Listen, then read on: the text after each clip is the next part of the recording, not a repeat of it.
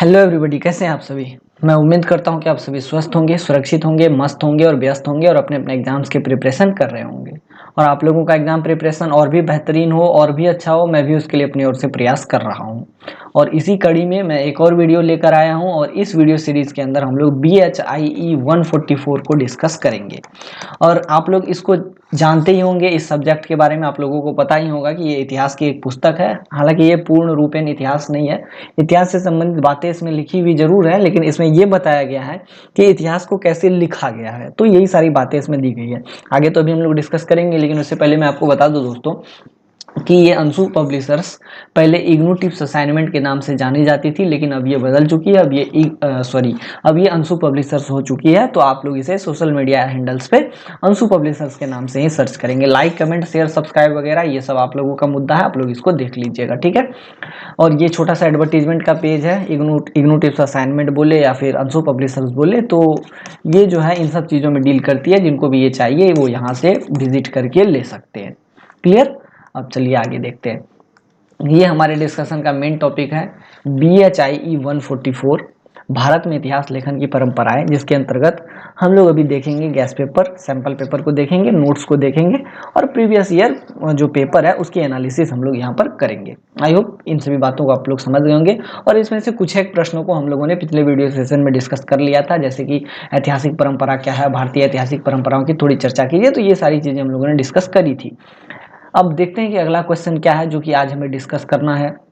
ये सब हम लोग डिस्कस कर चुके थे। एक सेकेंड, ये भी कर चुके थे, ये भी हो गया था, ये हो गया था। पुराण क्या है, ये भी हो गया था। उप पुराण, रामायण की ऐतिहासिकता हो चुका था। महाभारत पे चर्चा हम लोग कर चुके थे। बौद्ध धर्म पे प्रकाश डालिए, ये भी कर चुके थे। उसके बाद ये भी हो चुका था, ये भी हो चुका था, ये सब हो गया था। देखते हैं, चलिए आज डिस्कस क्या करना है। हाँ, हमारे इम्पोर्टेंट क्वेश्चंस के डिस्कशन का पहला क्वेश्चन है आज का, संगम युग और संगम साहित्य पर प्रकाश डालिए। ठीक है, तो ये संगम युग बोलिए या इसे संगम काल कहिए, आप लोग इसको आप लोग देख लीजिए। देखिए दोस्तों, ये जो है ना, मूल रूपेण ये संगम युग या संगम काल दक्षिण भारत के इतिहास में घटित हुई एक समय है। दक्षिण भारत के इतिहास में घटित हुआ एक जीवन काल है या एक काल है, जिसकी चर्चा हम लोग यहाँ करेंगे। मतलब मैं केवल यहाँ पर इतना कहना चाह रहा हूँ कि जो हमारा भारत है वो कुल मिला के दो भागों में खंडित है। एक तो उत्तरी भारत है, दूसरा दक्षिणी भारत है। तो दक्षिण भारत में जो ऐतिहासिक काल है उसी में से एक काल है संगम काल, उसी को हम लोग संगम युग के नाम से जानते हैं। तो ये दक्षिण भारत जो है दोस्तों, कृष्णा और तुंगभद्रा नदी का क्षेत्र है। और इसी क्षेत्र में लगभग 300 ईसा पूर्व से लेकर के 300 ईस्वी के बीच का जो समय है उसे हम लोग संगम काल की संज्ञा देंगे। आप लोग नहीं समझे, मैं आपको समझाने की कोशिश कर रहा हूं। दक्षिण भारत में एक काल आया 300 ईसा पूर्व से 300 ईस्वी तक का। तो इस पूरे अवधि को हम लोग संगम काल की संज्ञा देते हैं। इस अवधि के अंदर जो भी घटनाएं घटित हुई उन्हें हम संगम काल की घटनाओं के नाम से जानते हैं। ठीक है, अब देखिए वास्तविकता में संगम का मतलब होता क्या है। तो दोस्तों, संगम का मतलब होता है मिलना, मेल जोल करना। ठीक है, अब देखिए संगम काल इसका नाम पड़ा क्यों। तो ऐसा माना जाता है दोस्तों कि उस समय में, मतलब 300 ईसा पूर्व से लेकर के 300 ईस्वी के बीच में क्या हुआ था, तो कई सारे कवियों का एक सम्मेलन हुआ था। और यह सम्मेलन 3 बार हुआ था और इसी सम्मेलन को संगम नाम दिया गया था। और इन्हीं कवियों के सम्मेलन के होने की वजह से उस पूरे के पूरे कालखंड को संगम काल की संज्ञा दी गई थी। तो मेरे ख्याल से अब आप लोग समझ गए होंगे कि संगम काल कहते क्यों। संगम काल तमिल कवियों का एक संगम या सम्मेलन का काल था और संभवतः यह किसी प्रमुख राजा या फिर किसी प्रमुख के संरक्षण में आयोजित किया जाता था। और हम जब इतिहास का अध्ययन करते हैं तो हम ये पाते हैं कि कुल मिला के 8वीं सदी में 3 संगमों का वर्णन जो है हमें देखने को मिलता है। और वो जो 3 संगम है उसकी चर्चा हम करेंगे। और ये जो तीनों संगम हुए थे, मतलब तीनों मिलन जो हुए थे कवियों के, वो अलग अलग राजाओं के द्वारा संरक्षित थे। मतलब अलग अलग राजाओं ने इन संगमों का आयोजन करवाया था। लेकिन सबसे ज्यादा पांड्या जो राजा थे, चोल, चेर और पांड्य 3 महत्वपूर्ण शासक थे दक्षिण भारत के। उसमें से जो पांड्य शासक थे उन्होंने इन संगमों को एक संरक्षण प्रदान किया था, विशेष रूप से यह हमें इतिहास में देखने को मिलता है। ठीक है, अब देखिए दोस्तों, चूंकि यह संगम काल, इसमें क्या हुआ था कि कई सारे कवि, लेखक वगैरह एक जगह आकर के मिले थे और उन्होंने अपने अपने विचार प्रकट किए थे, और उनके विचारों की जो एक ग्रंथ होती है उसकी रचना उस काल में हुई थी। तो ये जो ग्रंथ थे वास्तव में द्रविड़ साहित्य के नमूने थे, द्रविड़ साहित्य के शुरुआती नमूने थे। और तमिल व्यक्ति या तमिल जो साहित्य है या फिर तमिल का इतिहास या तमिल की किंवदंतियों, मतलब तमिल की कहानियों के अनुसार प्राचीन दक्षिण भारत में कुल मिला के 3 संगम हुए थे। 3 बार तमिल कवियों का एक समागम हुआ था जिसे मुच्चंगम के नाम से जाना जाता है, मुच्चंगम के नाम से जाना जाता है। ठीक है, क्लियर है, क्या मुच्चंगम।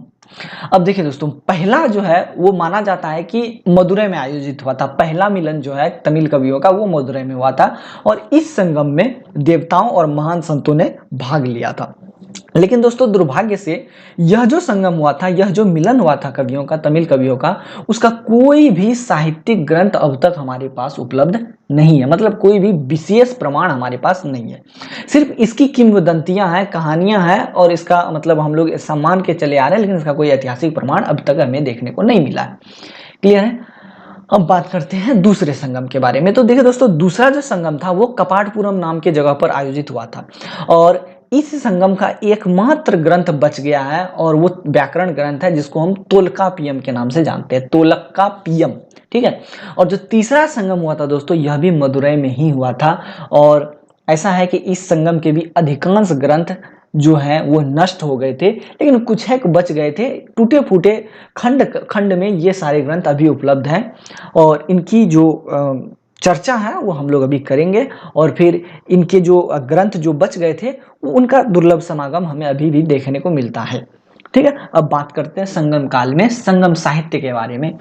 और संगम साहित्य जो कि संगम युग का विवरण देता है, हम अभी उसके बारे में बात करेंगे। देखिए दोस्तों, संगम साहित्य जो है वो मूल रूप से तमिल भाषा में लिखा गया था। संगम युग की जो प्रमुख रचनाएं थी, या जो संगम काल में या फिर जो 3 संगम हुए थे, उनमें जो तीन नहीं, उनमें कई प्रमुख रचनाएं हुई थी, जिसमें से लोकप्रिय हैं तोलकापियम, एत्तुतुगै, उसके बाद पट्टू, उसके बाद पदिने कल्लीण कनकै, शायद ये पदिने कल्ली कणकू बोलते हैं, और उसके बाद फिर कुछ एक और है, जैसे कि सीलपद्दिकरम है, सीलपादिकरम, आप जो भी बोल लीजिए इसको। उसके बाद मणिमेखला है, और फिर जीवक चिंतामणि महाकाव्य इत्यादि शामिल है। तो मतलब कुल मिला के इतने सारे ग्रंथ जो है वो हमें संगम युग का विवरण देते हैं। देखिए दोस्तों, ये जो तोलकापियम है, यह जो है इनके लेखक तोलकापियर थे, और ये द्वितीय संगम के समय में उपलब्ध एकमात्र ग्रंथ है जो कि बच गया था, और यह व्याकरण से संबंधित ग्रंथ है। और साथ ही साथ यह जो ग्रंथ है तोलकापियम, यह हमें उस समय की राजनीतिक और सामाजिक आर्थितियों की जो जानकारी है वो प्रदान करता है। अब एक है एत्तुतुकै, या एट्टुटुगै इसको बोलते हैं, या एत्तुतुकै, जो आपको अच्छा लगे बोल लीजिए, क्योंकि अलग अलग पुस्तकों में इसको अलग अलग नामों से उच्चारित किया गया है। तो यह अष्ट संग्रह है, मतलब इसमें कुल 8 ग्रंथ हैं। यह 8 ग्रंथों का एक संग्रह है, और यह तीसरे संगम में इसको लिखा गया था। ठीक है, और ये जो 8 ग्रंथ है इसमें वो कुछ इस तरीके से है। नन्निन्नय, कुरुनोत्थकै, उसके बाद एन कुरुन्नूर, उसके बाद पवित्र पत्तू, उसके बाद परिपादल, कलिथोकै, अहानानरू और पुरुनानरू।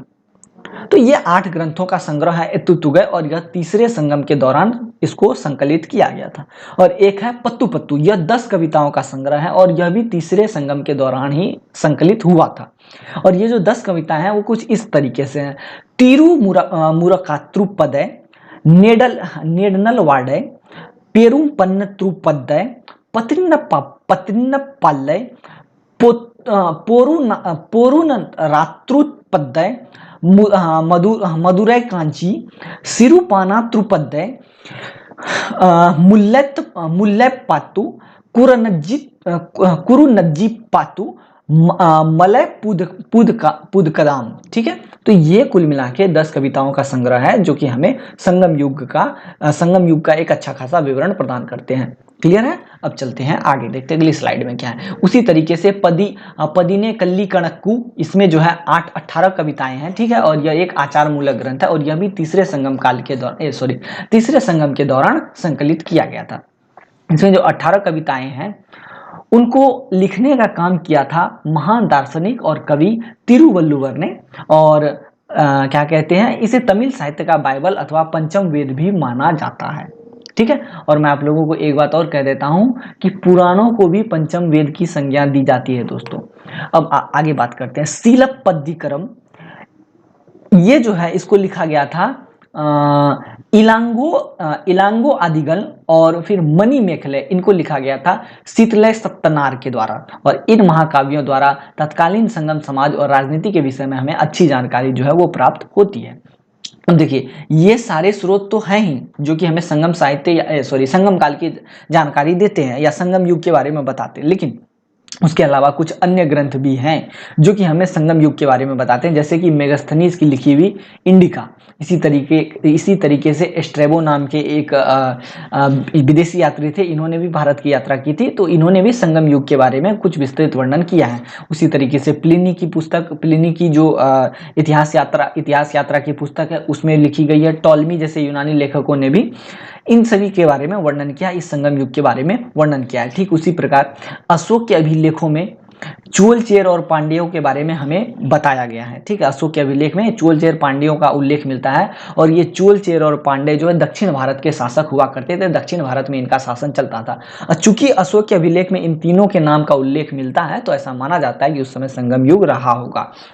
उसी के साथ कलिंग के एक शासक थे खारवेल, इन्होंने एक हाथी गुम्फा शिलालेख लिखवाया था, और इनके हाथी गुम्फा शिलालेख में भी तमिल राज्यों का उल्लेख देखने को मिलता है। उसी तरीके से 8वीं सदी में इरेयनार अगप्पोरल शायद अगप्पोरुल थे, हाँ, के भाष्य की भूमिका में 3 संगमों का वर्णन किया गया है, ठीक है। ये इरेयनार एगपुल क्या था भाई, एगप्पोरुल के जो इन्होंने जो एक भाष्य लिखा था, तो उसमें भी इन तीनों संगमों का उल्लेख जो हमें देखने को मिलता है, ठीक है, क्लियर है। देखिए, अब हम बात करते हैं संगम काल की राजनीतिक इतिहास के बारे में। संगम काल का राजनीतिक इतिहास कैसा था, मतलब संगम युग में जो लोग जी रहे थे, 300 ईसा पूर्व से लेकर के 300 ईस्वी तक का जो समय था, इस युग में जो लोग जी रहे थे उनके जो शासक वगैरह हुआ करते थे, उनका राजनीतिक इतिहास क्या था, उसके बारे में हम लोग चर्चा करेंगे, ठीक है।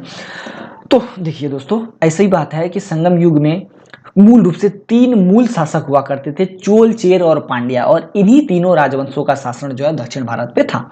तो एक एक करके हम सबके बारे में जानेंगे। चेर की बात करते हैं, तो देखिए दोस्तों, चेरों ने आधुनिक राज्य केरल के मध्य और उत्तरी हिस्से तथा तमिलनाडु के कोंगू क्षेत्र को नियंत्रित किया था, और उनकी राजधानी वज्जी थी या वांजी थी, तथा पश्चिमी तट मुसेरी और टोडी के बंदरगाह इनके नियंत्रण में थे। देखिए, ये जो चेर थे ना, ये भारत का ये वाला मैप आप लोग, सॉरी ऐसे नहीं, ये वाला मैप, ठीक है, टूटा फूटा बना रहा हूं।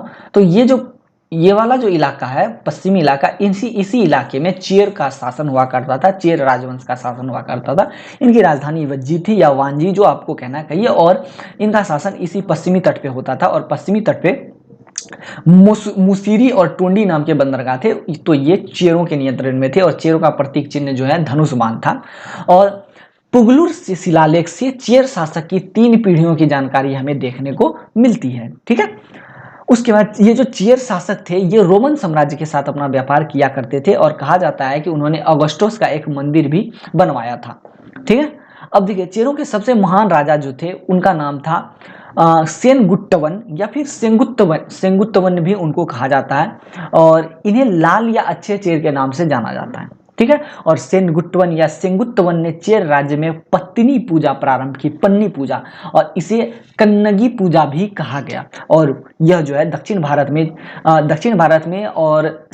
भारत से चीन में दूध भेजने वाले पहले व्यक्ति थे। ये जो क्या नाम थे, ये सेंगुत्तवन। अब देखिए, चोल की बात करते हैं, तो ये जो चोल थे, इन्होंने उत्तरी घाट की ओर शासन किया, मतलब तमिलनाडु वाले रीजन में इनका शासन था, और थोड़ा बहुत केरल वाले रीजन में इनका शासन था, क्लियर है। देखिए, तो तमिलनाडु को नियंत्रित किया ही, साथ में तमिलनाडु के मध्य और उत्तरी भागों को इन्होंने नियंत्रित किया और इनके शासन का क्षेत्र था कावेरी डेल्टा, और जिसे बाद में चोल मंडलम के नाम से जाना गया। ये कावेरी डेल्टा यहाँ पे है और यहीं पर इसी को बाद में चोल मंडलम के नाम से जाना गया। और क्यों चोल मंडलम के नाम से जाना गया? क्योंकि इन पे चोलों का शासन था। ठीक है, अब आगे बढ़ते हैं। देखिए, ये जो चोल थे इनकी राजधानी थी उरैयूर, तिरुचिरापल्ली शहर के पास एक छोटा सा अभी गांव है शायद। पहले ये चोलों की राजधानी हुआ करती थी। बाद में करिकल, ये जो उरैयूर है, उरैयूर बाद में यही करिकल हो गया, और करिकल ने करिकल नाम के चोल शासक ने कावेरीपट्टनम या पुहार नगर की स्थापना की, और बाद में इसी उरैयूर से इन्होंने अपनी राजधानी को इस कावेरीपट्टनम या पुहार नगर के अंदर शिफ्ट कर दिया। और इनके जो प्रतीक चिन्ह थे वो बाघ थे। और चोलों के पास अपनी एक कुशल नौसेना थी, क्योंकि ये जो है ना, मतलब ये समुद्री इलाके के आसपास अपना शासन करते थे, तो इनके पास नौसेना का होना स्वाभाविक है। चोल राजाओं में राजा करिकल सर्वाधिक महत्वपूर्ण शासक थे। ठीक है, जैसे इन्होंने क्या किया था, कावेरीपट्टनम और पुहार नगर की स्थापना, जो भी कह लीजिए, इनकी स्थापना की थी। उसके बाद पतिनापल्ले में उनके जीवन और सैन्य अधिकरण को दर्शाया गया। ये पतिनापल्ले जो संगम युग का एक ग्रंथ है, तो इसमें जो है चोल राजा करिकल के जीवन और सैन्य अधिकरण की जानकारी हमें मिलती है। उसके बाद विभिन्न संगम साहित्य की कविताओं में वेन्नी के युद्ध का उल्लेख मिलता है, और इस युद्ध में करिकल ने पांड्य तथा चेर सहित 11 राजाओं को पराजित किया था। देखिए, जो विभिन्न संगम साहित्य की कविताएं हैं उसमें वेन्नी युद्ध का एक अभिलेख है, उल्लेख मिलता है। और इस युद्ध में करिकल जो कि चोल क्या बोलते हैं, हाँ, चोल राजा थे, इन्होंने पांड्या शासक को तथा चेर को तथा अन्य 11 राजाओं को पराजित किया था। ठीक है, और इसी के साथ करिकल के बारे में और छोटी मोटी बातें लिखी गई है, वो आप लोग देख लीजिएगा। अब बात करते हैं पांड्या के बारे में। तो देखिए दोस्तों, पांड्या ने मदुरै शहर पे शासन किया था। ठीक है, उसके बाद पांड्य जो है राज्य भारतीय प्रायद्वीप के सुदूर दक्षिण और दक्षिण पूर्वी भाग में था। पांड्यों का जो राज्य है वो भारतीय प्रायद्वीप के सुदूर दक्षिण और दक्षिण पूर्वी भाग में था। देखिए, ये है इंडिया, इस साइड में चेरों का शासन, इस साइड में चोलों का शासन, और ये निचला वाला जो भाग था दोस्तों, यहाँ पर पांड्यों का शासन था। और ये जो पांड्या थे, इनकी प्रारंभिक राजधानी कोरकई थी, लेकिन बाद में क्या कहते हैं, शायद इन्होंने इस राजधानी को बदल दिया। हालांकि इसके बारे में अभी मुझे उतना पता नहीं है, मैं एग्जैक्ट भूल रहा हूँ कि इन्होंने बाद में इसकी राजधानी कहाँ शिफ्ट कर दी थी। और ये जो कोरकई थी दोस्तों, ये बंगाल की खाड़ी, मतलब ये पूर्वी घाट की ओर से स्थित थी, बंगाल की खाड़ी वाले इलाके में। और यह जो है थम्पर प्राणी संगम के पास थी। पांड्या वंश का जो प्रतीक चिन्ह था वो मछली था। और उन्होंने तमिल संगमों को, देखिए हाँ, एक पॉइंट ये भी है कि पांड्यों ने तमिल संगमों को सबसे ज्यादा आरक्षण दिया था, सबसे ज्यादा संरक्षण दिया था, और संगम कविताओं के संकलन में बहुत अधिक सुविधाएं इन्होंने प्रदान की थी।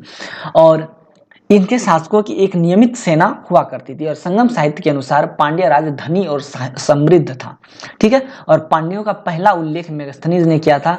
उन्होंने इस राज्य को मोतियों के लिए प्रसिद्ध बताया था। मेगस्थनीज कौन थे? सेल्यूकस निकेटर के राजदूत थे। और सेल्यूकस निकेटर कौन थे? तो यह सिकंदर का एक राजदूत हुआ करता था। बाद में इन्होंने कुछ जमीन को हथिया लिया और फिर वहां पर शासन करने लग गए थे। ठीक है, और ये जो पांड्या राज था, इसमें ब्राह्मणों का काफी प्रभाव था, और तथा ईसा के शुरुआती शताब्दियों में पांड्या राजा वैदिक यज्ञ वगैरह किया करते थे।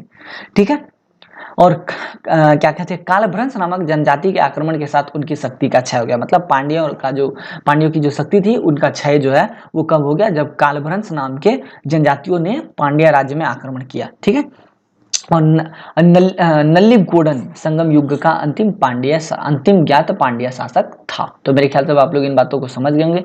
अब ये पिक्चर है जिसकी चर्चा मैं पहले से कर चुका हूँ, चोर नहीं, चेर, चोल और पांड्या, इसकी बात तो मैं आप लोगों को बता चुका हूँ। अब देखिए, संगम राज व्यवस्था और प्रशासन। संगम काल में ये जो तीनों शासक थे, इनकी राज व्यवस्था कैसी थी, इनका प्रशासन कैसा था? तो देखिए दोस्तों, संगम काल के दौरान वंशानुगत राजतंत्र का प्रचलन था। मतलब एक वंश का राजा, अगर एक राजा है तो उसका बेटा राजा बनेगा, फिर अगर ये राजा हुआ तो उसका बेटा राजा बनेगा। तो मतलब इस तरीके से वंशानुगत राजतंत्र का प्रचलन यहाँ पर हमें देखने को मिलता है। ठीक है, संगम युग के प्रत्येक राजवंश के पास शाही प्रतीक था। जैसे कि मैं आप लोगों को बता चुका हूँ, चोलों के लिए बाघ प्रतीक था, पांड्यों के लिए मछली, उसी तरीके से चेरों के लिए धनुष। ठीक है। और राजा की जो शक्तियां थी वो 5 परिषदों के नियंत्रण में थी, जिन्हें 5 महासभाओं के नाम से जाना जाता था, जिसे हम मंत्री अमैचार, पुरोहित पुरोहितार, दूत दूतार, सेनापति सेनापतियार और गुप्तचर ओर्रार के नाम से जानते हैं। और सैन्य प्रशासन का संचालन कुशलतापूर्वक किया जाता था और प्रत्येक शासक के साथ एक नियमित सेना जुड़ी हुई होती थी। राज्य की आय का जो मुख्य स्रोत था दोस्तों वो भूमि राजस्व था, जबकि विदेशी व्यापार पर सीमा शुल्क भी लगाया जाता था। ठीक है। और युद्ध की से लूटी हुई संपत्ति को राजकोषीय आय माना जाता था और इसको राजकोष में जमा कर दिया जाता था। और डकैती और तस्करी को रोकने के लिए सड़कों और राजमार्गों की उचित व्यवस्था बनाए रखने की कोशिश की जाती थी। अब देखिए संगम काल में जो लोग रहते थे उनकी सोसाइटी कैसी थी। ठीक है। तो पुरुनानरु नामक ग्रंथ में, जो कि शायद तीसरे संगम में लिखी गई थी, तीसरे संगम मिलन के दौरान लिखी गई थी, तो उसमें बताया गया है कि कुल मिलाकर यहाँ पर 4 वर्ग रहा करते थे, जैसे तुड़ियन, पाड़न, पड़ैयन और फिर कुड़म्बन के नाम से जाना जाता था। उसी तरीके से पुरुनानरु ग्रंथ में 4 वर्ग का उल्लेख जो मिला है वो कुछ इस तरीके से है। ठीक है। ये 4 वर्ग, ये तुड़ियन, पांडियन, पड़ियन, कम्मन, इसी को और तोड़ा गया तो हम ये पाते हैं यहाँ पर सुड्डुम वर्ग रहते थे, जिसे ब्राह्मण और बुद्धिजीवी वर्ग कहते थे। उसके बाद अरसर वर्ग, ठीक है, जिसे शासक एवं योद्धा वर्ग कहते थे। और बेनिगर वर्ग व्यापारी वर्ग कहते थे। और बिल्लाल वर्ग जिसे किसान वर्ग कहते थे। अब देखिए संगम कविताओं में भूमि के 5 मुख्य प्रकार यहाँ के लिए बताए गए। मल्लय देहाती भूमि, मरुदम कृषि भूमि, पालय रेगिस्तान भूमि, नेथल समुद्रवती भूमि और कुरिंची पहाड़ी भूमि। और प्राचीन आदिम जनजातियां जैसे थोड़ा, इरुला, नागा और वेदर इस काल में पाई जाती थी। ठीक है। तो इसमें बताने लायक कुछ है नहीं। अब देखिए संगम युग के दौरान महिलाओं की क्या स्थिति थी। तो देखिए दोस्तों संगम युग के दौरान अगर हम महिलाओं की स्थिति को समझने की कोशिश करें तो हम ये पाते हैं कि यहाँ पर महिलाओं को सम्मान दिया जाता था और उन्हें बौद्धिक गतिविधियों के संचालन की अनुमति जो है वो दी जाती थी। ठीक है। जैसे कि ओबैयार, नचेलियर, काकई पांड्यार जैसी महिला कवयित्री हमें संगम काल के दौरान चर्चा में दिखती हुई मिलती हैं और इन्होंने भी तमिल साहित्य में उत्कर्ष योगदान दिया था। तो इस आधार पर हम कह सकते हैं कि महिलाओं को वहाँ सम्मान दिया जाता था और बौद्धिक गतिविधियों में भाग लेने की अनुमति वहाँ पर महिलाओं को थी। और महिलाओं को अपना जीवन साथी चुनने की अनुमति थी, लेकिन विधवाओं का जीवन यहाँ दयनीय था। ठीक है, क्लियर है। और समाज में सती प्रथा के प्रचलन का उल्लेख हमें देखने को मिलता है। अब बात करते हैं संगम काल के दौरान धर्म की कैसी व्यवस्था थी। तो देखिए संगम काल के प्रमुख देवता मुरुगन थे। अब आप पूछेंगे कि मुरुगन कौन से देवता है। तो मुरुगन कोई नहीं है बल्कि गणेश के बड़े भाई कार्तिक देवता है। ठीक है, कार्तिक देवता है मुरुगन। ठीक है, मुरुगन देवता की पूजा जो है मूल रूप से वहां होती थी और इन्हें तमिल भगवान के रूप में माना जाता था। ठीक है। और दक्षिण भारत में मुरुगन देवता की पूजा सबसे प्राचीन मानी जाती है और भगवान मुरुगन से संबंधित त्योहारों का संगम साहित्य में उल्लेख जो है हमें देखने को मिलता है। ठीक है। और संगम काल के दौरान पूजे गए कुछ अन्य देवता भी थे, जैसे मयोन विष्णु जी, बंदन इंद्र जी, कृष्ण वरुण और कोरवई। ठीक है। और संगम काल में नायक पाषाण काल की पूजा महत्वपूर्ण थी, जो कि युद्ध में योद्धाओं द्वारा दिखाए गए शौर्य की स्मृति के रूप में किया जाता था। और संगम युद्ध में बौद्ध और जैन धर्म का प्रचार जो है वो हमें देखने को मिलता है। मतलब इस समय में बौद्ध और जैन धर्म जो है वो थोड़ा थोड़ा दक्षिण भारत में फैल चुके थे। अब संगम युग की अर्थव्यवस्था की बात करते हैं। तो देखिए दोस्तों कृषि मुख्य व्यवसाय थी और ये चावल वहाँ की सबसे आम फसल थी और सबसे अधिक मात्रा में लोग चावल की खेती करते थे। ठीक है। अब देखिए हस्तकला में बुनाई, धातु के काम में बढ़ईगिरी, जहाज निर्माण और मोतियों, पत्थरों और तथा हाथी दांत का उपयोग करके आभूषण बनाना शामिल था। ये सब हस्तकलाएं वहां होती थी। और संगम युग की महत्वपूर्ण विशेषता थी इसका आंतरिक और बाह्य व्यापार। मतलब एक राज्य से दूसरे राज्य में व्यापार, या फिर एक शहर से दूसरे शहर में व्यापार, या फिर समुद्री मार्ग से एक देश से दूसरे देशों में व्यापार। ठीक है, क्लियर है। और यहाँ पर सूती और रेशमी वस्त्रों की कताई बुनाई की उच्च विशेषज्ञता हमें देखने को मिलती है। ठीक है। तो यही सारी चीजें हैं। और संगम युग में के प्रमुख निर्यात में सूती कपड़े और मसाले जैसे काली मिर्च, मतलब ये सारे जो चीजें थी वो बाहर भेजे जाते थे। काली मिर्च, अदरक, इलायची, दालचीनी और हल्दी के साथ साथ हाथी दांत के उत्पाद, मोती और बहुमूल्य रत्न। हालांकि इसकी चर्चा हम लोग आगे भी करेंगे जब आधुनिक भारत का इतिहास या मध्य भारत का इतिहास आरंभ होता है। तो हम ये पाते हैं कि अंग्रेज लोग सबसे पहले भारत जो है इसी दक्षिण भारत के राज्यों से काली मिर्च, अदरक, इलायची, दालचीनी और ये सब लेने के लिए आए थे बाद में इन्हीं अंग्रेजों ने भारत पर ही शासन करना स्टार्ट कर दिया था। ठीक है, तो ये सारी बातें हैं इसमें बताने के लायक, और कुछ इसमें विशेष है नहीं। अब संगम युग का अंत होता कैसे है, तो देखिए दोस्तों, तीसरी शताब्दी का जब आरंभ होता है तो संगम युग जो है वो अपने मतलब चरमोत्कर्ष को प्राप्त कर चुका था, और धीरे धीरे इसका पतन जो है स्टार्ट हो चुका था, और तीसरी शताब्दी के अंत तक आते आते संगम युग धीरे धीरे खत्म हो जाता है।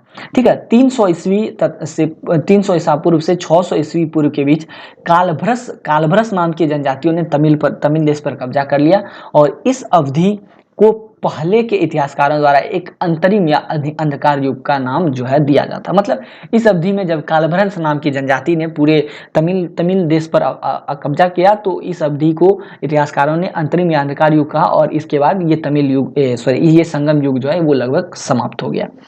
ठीक है, क्लियर है, मेरी बातों को आप लोग समझ गए होंगे। अब चलिए आगे बढ़ते हैं। अगला प्रश्न है, चरित्र साहित्य परंपरा की व्याख्या कीजिए या हर्ष चरित्र पर प्रकाश डालिए। देखिए दोस्तों, 7वीं शताब्दी ईसा पूर्व के आरंभ में बाणभट्ट नाम के एक लेखक हुए। इन्होंने हर्ष चरित्र नाम से एक चरित्र साहित्य की रचना की।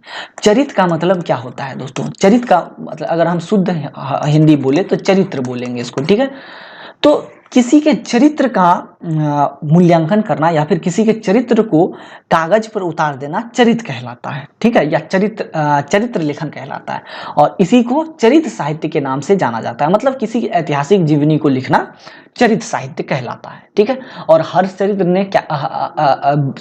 चरित्र क्या थी? तो ये बाणभट्ट द्वारा लिखित एक चरित्र साहित्य थी, और हर्ष चरित्र के अंदर हर्षवर्धन शासक का जो जिक्र है वो हमें देखने को मिलता है, उनकी ऐतिहासिक जीवनी हमें देखने को मिलती है। और ये जो चरित्र साहित्य के लेखन की परंपरा जो है यह मध्यकाल में आरंभ हुई थी। ठीक है, और इसमें जो है इस चरित्र साहित्य के लेखन के अंतर्गत किसी व्यक्ति की जीवनी तो होती ही है, लेकिन साथ साथ उस व्यक्ति का किसी स्थल से क्या संबंध है, और वहाँ का राजनीतिक व्यवस्था क्या है, वहाँ की राजनीतिक व्यवस्था क्या है, वहाँ का लोक प्रशासन कैसा है, वहाँ के लोगों का रहन सहन कैसा है, इन सभी बातों का उल्लेख भी चरित्र साहित्य में देखने को मिलता है। तो मेरे ख्याल से अब आप लोग समझ गए होंगे। ठीक है, अब देखिए, प्राचीन भारतीय इतिहास लेखन के एक अभिन्न अंग के रूप में चरित्र साहित्य जो है वो धीरे धीरे काफी प्रचलित हुआ। ठीक है, और इसमें जो है हम ये देखते हैं कि इसमें किसी व्यक्ति या किसी राजवंश की जो है एक विस्तृत जानकारी हमें देखने को मिलती है। ठीक है, मेरे ख्याल से आप लोग इन सभी बातों को समझ गए होंगे। चलिए आगे देखते हैं, आगे क्या लिखा हुआ।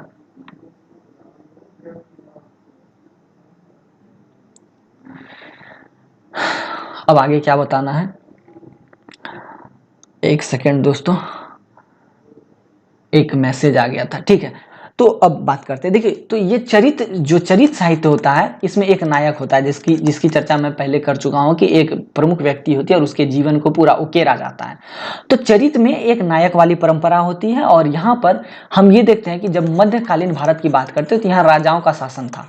ठीक है, और मध्यकालीन भारत में राजा जो है वो प्रबल नायक हुआ करते थे। तो अक्सर चरित्र साहित्य के अंदर हम ये देखते हैं कि राजा की जीवनी लिखी होती है, और फिर राजा जिस दरबार में रहते थे तो उस दरबार के बारे में भी हमें जानकारियां उपलब्ध होती है। और दरबार की जो केंद्रीय हस्तियां हुआ करती थी, मतलब राजा की जीवनी तो हुई ही, और वो जिस दरबार में रहते थे उसकी जीवनी भी, उसके व्याख्यान भी देखने को मिलते हैं, और साथ में उस दरबार के अंदर जो छोटे मोटे दरबारी या फिर प्रचलित दरबारी वगैरह रहा करते थे उनके बारे में भी वर्णन हमें देखने को मिलता है। मेरे ख्याल से आप लोग समझ गए होंगे। अब बात करते हैं, हर्ष चरित्र का ऐतिहासिक सर्वेक्षण एवं ऐतिहासिक स्रोत में इसका प्रयोग एवं मूल्यांकन करना उपरोक्त वर्णित प्रवृत्तियों को समझने में सहायक होता है। देखिए, हर्ष चरित्र की रचना बाणभट्ट ने की थी।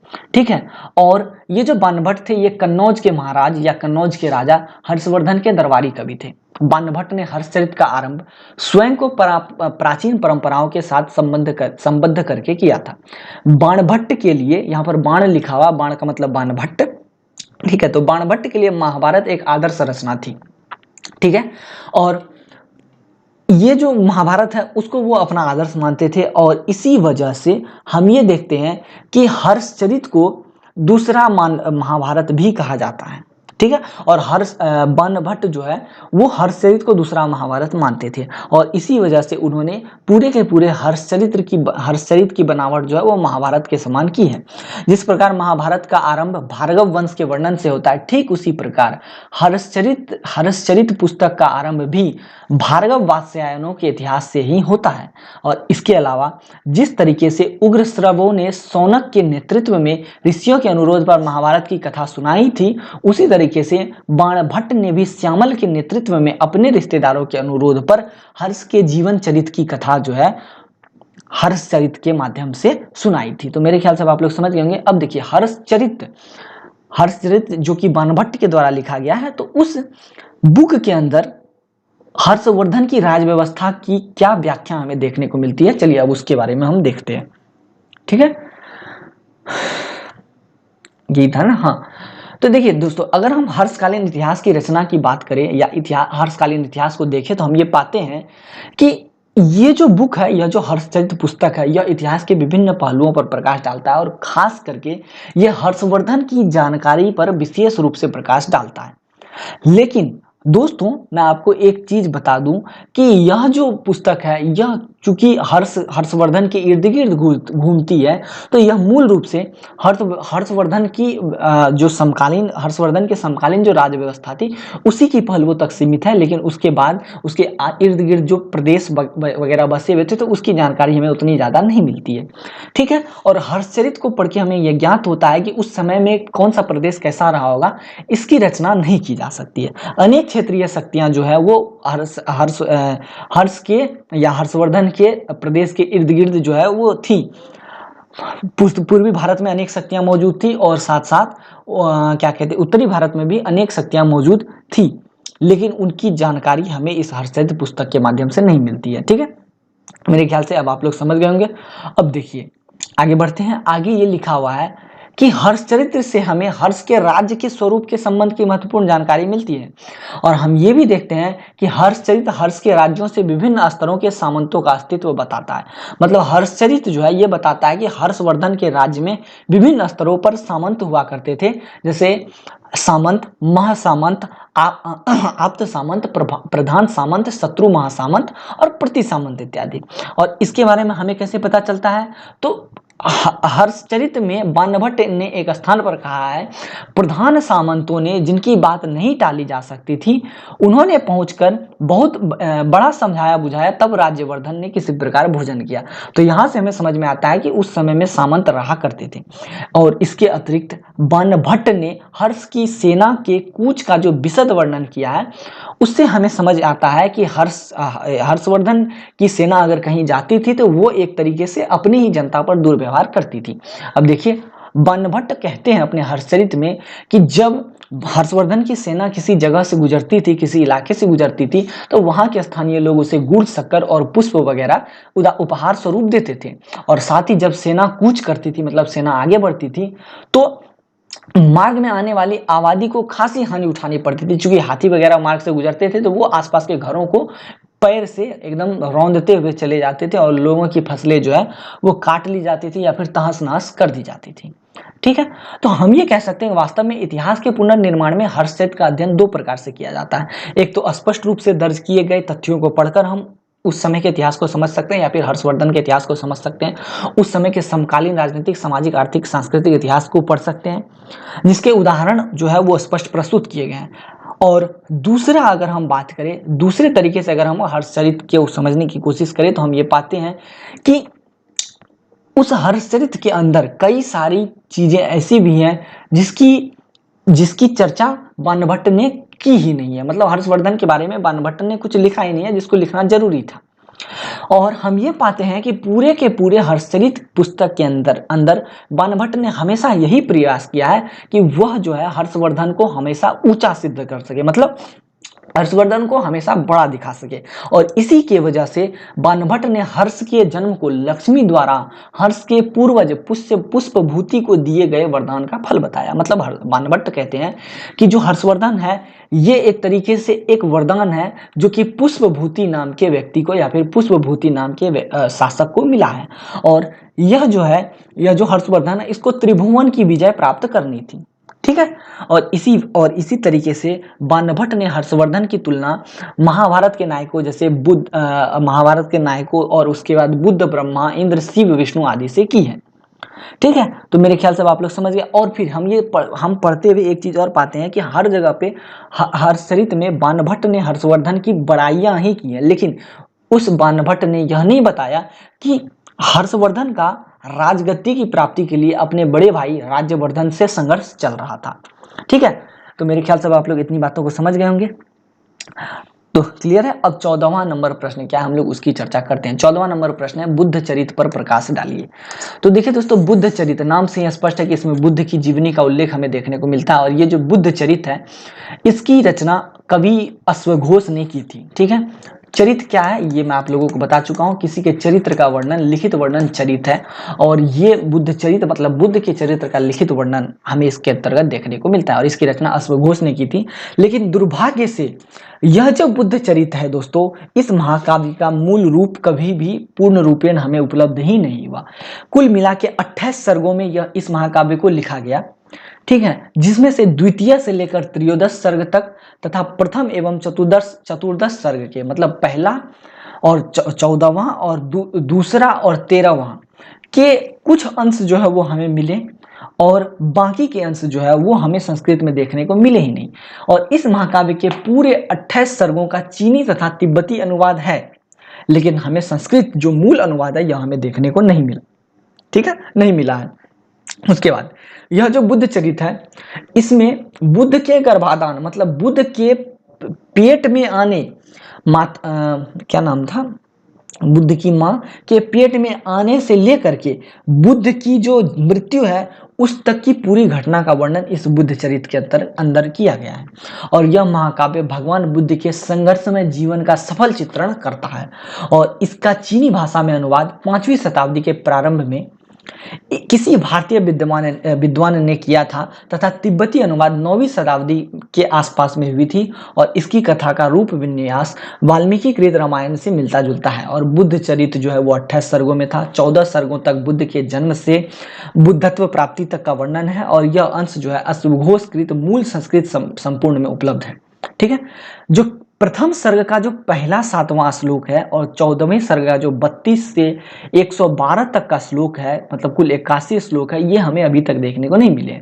चौखंबा संस्कृत सीरीज तथा चौखंबा विद्या भवन की प्रेरणा से उन श्लोकों की रचना श्री रामचंद्र दास ने की है। उन्हीं की प्रेरणा से इस अंश का अनुवाद भी किया गया। मतलब एक चौखंबा संस्कृत सीरीज है या फिर चौखंबा विद्या भवन है, इसकी प्रेरणा से जो श्लोक मिट गए थे बुद्ध चरित्र के अंदर, उसकी रचना श्री रामचंद्र जी ने कोशिश की है करने की उसकी रचना। और उन्हीं की जो रचनाएं हैं उन्हीं का अनुवाद जो हमें आज देखने को मिलता है बुद्ध चरित्र का। ठीक है, मूल जो है ये समाप्त हो चुका है। क्लियर है, अब इसमें बताने लायक कुछ है नहीं। देखिए उसके बाद इसमें कुछ आपको बताने के लिए मिलता है। तो हाँ, इसी के साथ साथ जो ये बुद्ध चरित्र है इसका चीनी अनुवाद तो किया ही गया। साथ में ऑक्सफोर्ड विश्वविद्यालय के में से एक संस्कृत अध्यापक हैं जिनका नाम है डॉक्टर जॉनसन, इन्होंने भी इसका अंग्रेजी अनुवाद किया है। ठीक है, और इसके साथ साथ श्री सूर्य नारायण चौधरी ने इसी बुद्ध चरित्र का हिंदी अनुवाद किया है, जिसको श्री रामचंद्र दास ने संस्कृत पद्यमय काव्य में परिणत किया है, जिसकी चर्चा अभी मैं ऊपर कर चुका हूँ। ठीक है, मेरे ख्याल से आप लोग इन सभी बातों को समझ गए होंगे। अब 15वां नंबर क्वेश्चन, अभिलेख क्या होते हैं, विस्तार पूर्वक व्याख्या कीजिए। तो अभी मैं इसके बारे में चर्चा करूंगा, लेकिन उससे पहले मैं एक ग्लास पानी पीने की कोशिश करूंगा। मेरी इच्छा है कि मैं पानी पी लूं पहले, क्योंकि प्यास लग गई है। चलिए दोस्तों, अब चर्चा कर लेते हैं। तो सबसे पहले बात कर लेते हैं कि अभिलेख होते क्या हैं। देखिए दोस्तों, किसी भी विशेष महत्व अथवा प्रयोजन के लिए लिखे गए लेख को हम अभिलेख कहते हैं। अब देखिए, ये जो अभिलेख होते हैं दोस्तों, ये सामान्य लेखों से भिन्न होते हैं। जैसे हम अपने निजी जीवन में जो भी लेखन करते हैं, जैसे ये स्लाइड वगैरह लिखी गई है, तो इसे हम अभिलेख नहीं कहेंगे। लेकिन कुछ विशेष महत्व के लेख अगर आप लिखते हैं तो उसे हम अभिलेख की संज्ञा देंगे। अब मैं आपको एग्जाम्पल से बताने की कोशिश करता हूँ। जैसे ऐतिहासिक अभिलेख को अगर हम देखें तो अशोक के अभिलेख, अशोक सम्राट अशोक जो राजा जो थे मौर्य वंश के प्रतापी राजा, उन्होंने अपनी बातों को पत्थरों पे लिखवाया, कहीं पर पीलर खंभों पे लिखवाया, और फिर कहीं कहीं पर ये छोटे छोटे गुहा लेखों में भी उन्होंने सारी बातों को लिखवाया। तो वो विशेष महत्व के लेख होंगे और उसे ही हम अभिलेख की संज्ञा देंगे, ऐतिहासिक अभिलेख की संज्ञा देंगे। चलिए मैं आपको एक वर्तमान अभिलेख के बारे में बताता हूँ। जैसे आपकी शादी हो रही है, ठीक है, और आपने कार्ड पर आपने अपनी शादी का कार्ड छपवाया, इनविटेशन कार्ड छपवाया, और उसमें आपने बताया कि भैया मेरी शादी वगैरह इधर उधर है, और ये मतलब इस तरीके से आप अपने हर्ष को ध्यान में रखते हो, मतलब अपनी खुशियों को बढ़ाने के लिए आपने उस सभी कार्ड को प्रेषित कर दिया, अलग अलग लोगों को बांट दिया, और वो लोग आपकी शादी में आए। तो वो जो कार्ड है वो एक सामान्य व्यवहारिक लेख नहीं है, बल्कि वह एक तरीके से एक विशेष प्रयोजन वाला लेख है जो कि आपके बारे में बताता है आपको, तो उसे भी हम अभिलेख की संज्ञा दे सकते हैं। या फिर सामान्यतः मैं आपको एक और एग्जांपल देता हूँ, एक और एग्जांपल देता हूँ, और वो एग्जांपल कुछ इस तरीके से, मैं कुछ भी लिख देता हूँ, ठीक है, मान लेते हैं मैं कुछ भी लिख देता हूँ, आम इमली तूत बड़हर, जो मेरी इच्छा होती है मैं लिख के चला जाता हूँ। मैं मान लेते हैं कल को मैं मर गया, मतलब मेरी डेथ हो गई, और उसके बाद 2 4 10 पीढ़ी बाद वही चीज जो मैंने लिख रखी थी वो बाहर आती है, और हो सकता है कि उस समय लोगों को उसमें कुछ नया दिख जाए, लोगों को ऐसा कुछ दिख जाए कि भाई भैया जो भी ये महाशय लिख के गए थे, मतलब मैं लिख के गया था, वो इंपॉर्टेंट है। तो लोग उसको क्या करेंगे, संरक्षित करेंगे, उसको रखेंगे, मतलब उसको संरक्षित करेंगे, मतलब उसको संरक्षण देंगे, उसको बचाने की कोशिश करेंगे। तो उस समय मेरे द्वारा जो लिखा गया सामान्य लेख था एक विशेष प्रकार का लेख बन जाएगा, और उसे ही उस समय अभिलेख की संज्ञा दे दी जाएगी। तो मैं मेरे ख्याल से आप लोग समझ गए होंगे अभिलेख क्या है। ये सामान्य व्यवहारिक लेखों से भिन्न होते हैं, बस इतना जानना है। अब ये अभिलेख कहाँ कहाँ पर हमें देखने को मिलते हैं, मतलब सॉरी, कहाँ कहाँ पर देखने को मिलते हैं ये तो हम बाद में बात करेंगे। हम ये देखेंगे अभिलेख लिखे किस किस पर जाते हैं। तो देखिए दोस्तों, अभी हम लोग इतिहास पढ़ रहे हैं, तो यहाँ पर हमें ऐतिहासिक अभिलेख की चर्चा करनी है, वर्तमान अभिलेख की कोई चर्चा करनी नहीं है। तो देखिए दोस्तों, जो ऐतिहासिक अभिलेख होते थे जिसकी चर्चा हमें करनी है, तो वे अभिलेख प्रस्तर मतलब पत्थर पर, धातु मतलब लोहा या तांबा वगैरह पर हमें देखने को मिलते हैं, या फिर किसी अन्य कठोर और अस्थायी पदार्थ पर हमें वो चीज़ें लिखी हुई देखने को मिलती है, जैसे दीवार वगैरह पर, ठीक है। तो इस तरीके से ये लेख हमें देखने को मिलते हैं। कभी कभी ये कागज पे, मतलब वो उस पुराने जमाने में जो कागज चलता था उस पे, कभी कभी ताड़पत्र इत्यादि पे भी हमें ये देखने को मिलता है, ठीक है। तो मेरे ख्याल से अब आप लोग समझ गए होंगे कि अभिलेख कहाँ लिखे जाते थे। अब बात करते हैं प्रस्तर, धातु, अन्य किसी कठोर और अस्थायी पदार्थों पर विज्ञप्ति, प्रचार, स्मृति आदि के लिए जो लेख उत्तीर्ण किए जाते थे उन्हें हम अभिलेख कहते हैं। अब उसी तरीके से अभिलेख को और थोड़ा हम डीपली डिवाइड करें तो हम पाते हैं कि कागज, कपड़े, पत्ते आदि कोमल पदार्थों पर अगर कुछ लिखा जाता था, ठीक है, मसी अथवा रंग से, तो उसे हम हस्तलेख कहते थे। जबकि कड़े पत्तों जिसे हम ताड़पत्र कहते हैं, या लौह सलाका से खचित लेख जो है, उसे हम अभिलेख और हस्तलेख के बीच में रख सकते हैं। मतलब ना तो वो अभिलेख है और ना ही वो हस्तलेख है। अब देखिए, कभी कभी मिट्टी की तख्तियों तथा बर्तनों और दीवारों पर भी लेख लिखे जाते थे, तो उसे हम उत्खचित लेख अभिलेख की सीमा में रखते हैं। सामान्यतः किसी अभिलेख की पहचान उसका महत्व जो है उसके माध्यम का स्थायित्व है। मतलब किसी अभिलेख की पहचान कैसी होगी और उसका महत्व क्या होगा, उसे हम अपने तरफ से डिसाइड करते हैं कि उसका कितना महत्व है। तो मेरे ख्याल से आप लोग समझ गए होंगे अभिलेख के बारे में, या हस्तलेख के बारे में, या फिर उत्खचित लेख के बारे में समझ गए होंगे, या फिर अब आप लोग क्या कहते हैं, शिलालेख वगैरह इत्यादियों को समझ गए होंगे। अभिलेख में ये शिलालेख, ये सब अभी हम लोग जानेंगे। ये जो प्रस्तर लेख है ना, जो पत्थर पे लिखे होते थे, इसी को हम लोग शिलालेख कहते हैं, ठीक है।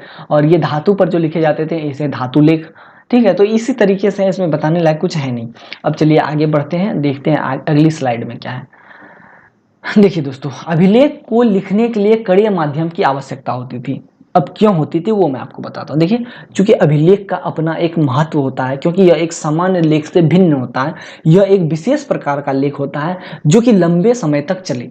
अब जो चीज़ लंबे समय तक चलेगी उसको कहीं ऐसे जगह पे ही तो लिखेंगे जो टिकाऊ हो, जो लंबे समय तक टिक जाए। तो उसमें सबसे बेस्ट होता था पत्थर पर किसी चीज को लिख देना, क्योंकि पत्थर लंबे समय तक रहती है, ठीक है। क्योंकि उस पर जल्दी पानी, वर्षा, धूप वगैरह का असर नहीं होता, तो सबसे ज्यादा पत्थर वगैरह पे ये सारी चीजें लिखी जाती थी ताकि इसको लंबे समय तक संरक्षित किया जा सके। अब लोग थोड़ा एडवांस हुए तो लोग धातुओं पर लिखने लगे। ठीक उसी प्रकार ईंट, मिट्टी की तख्ती, काष्ठ, ताड़पत्र इत्यादि का उपयोग लोग जो है धीरे धीरे करने लगे, ठीक है।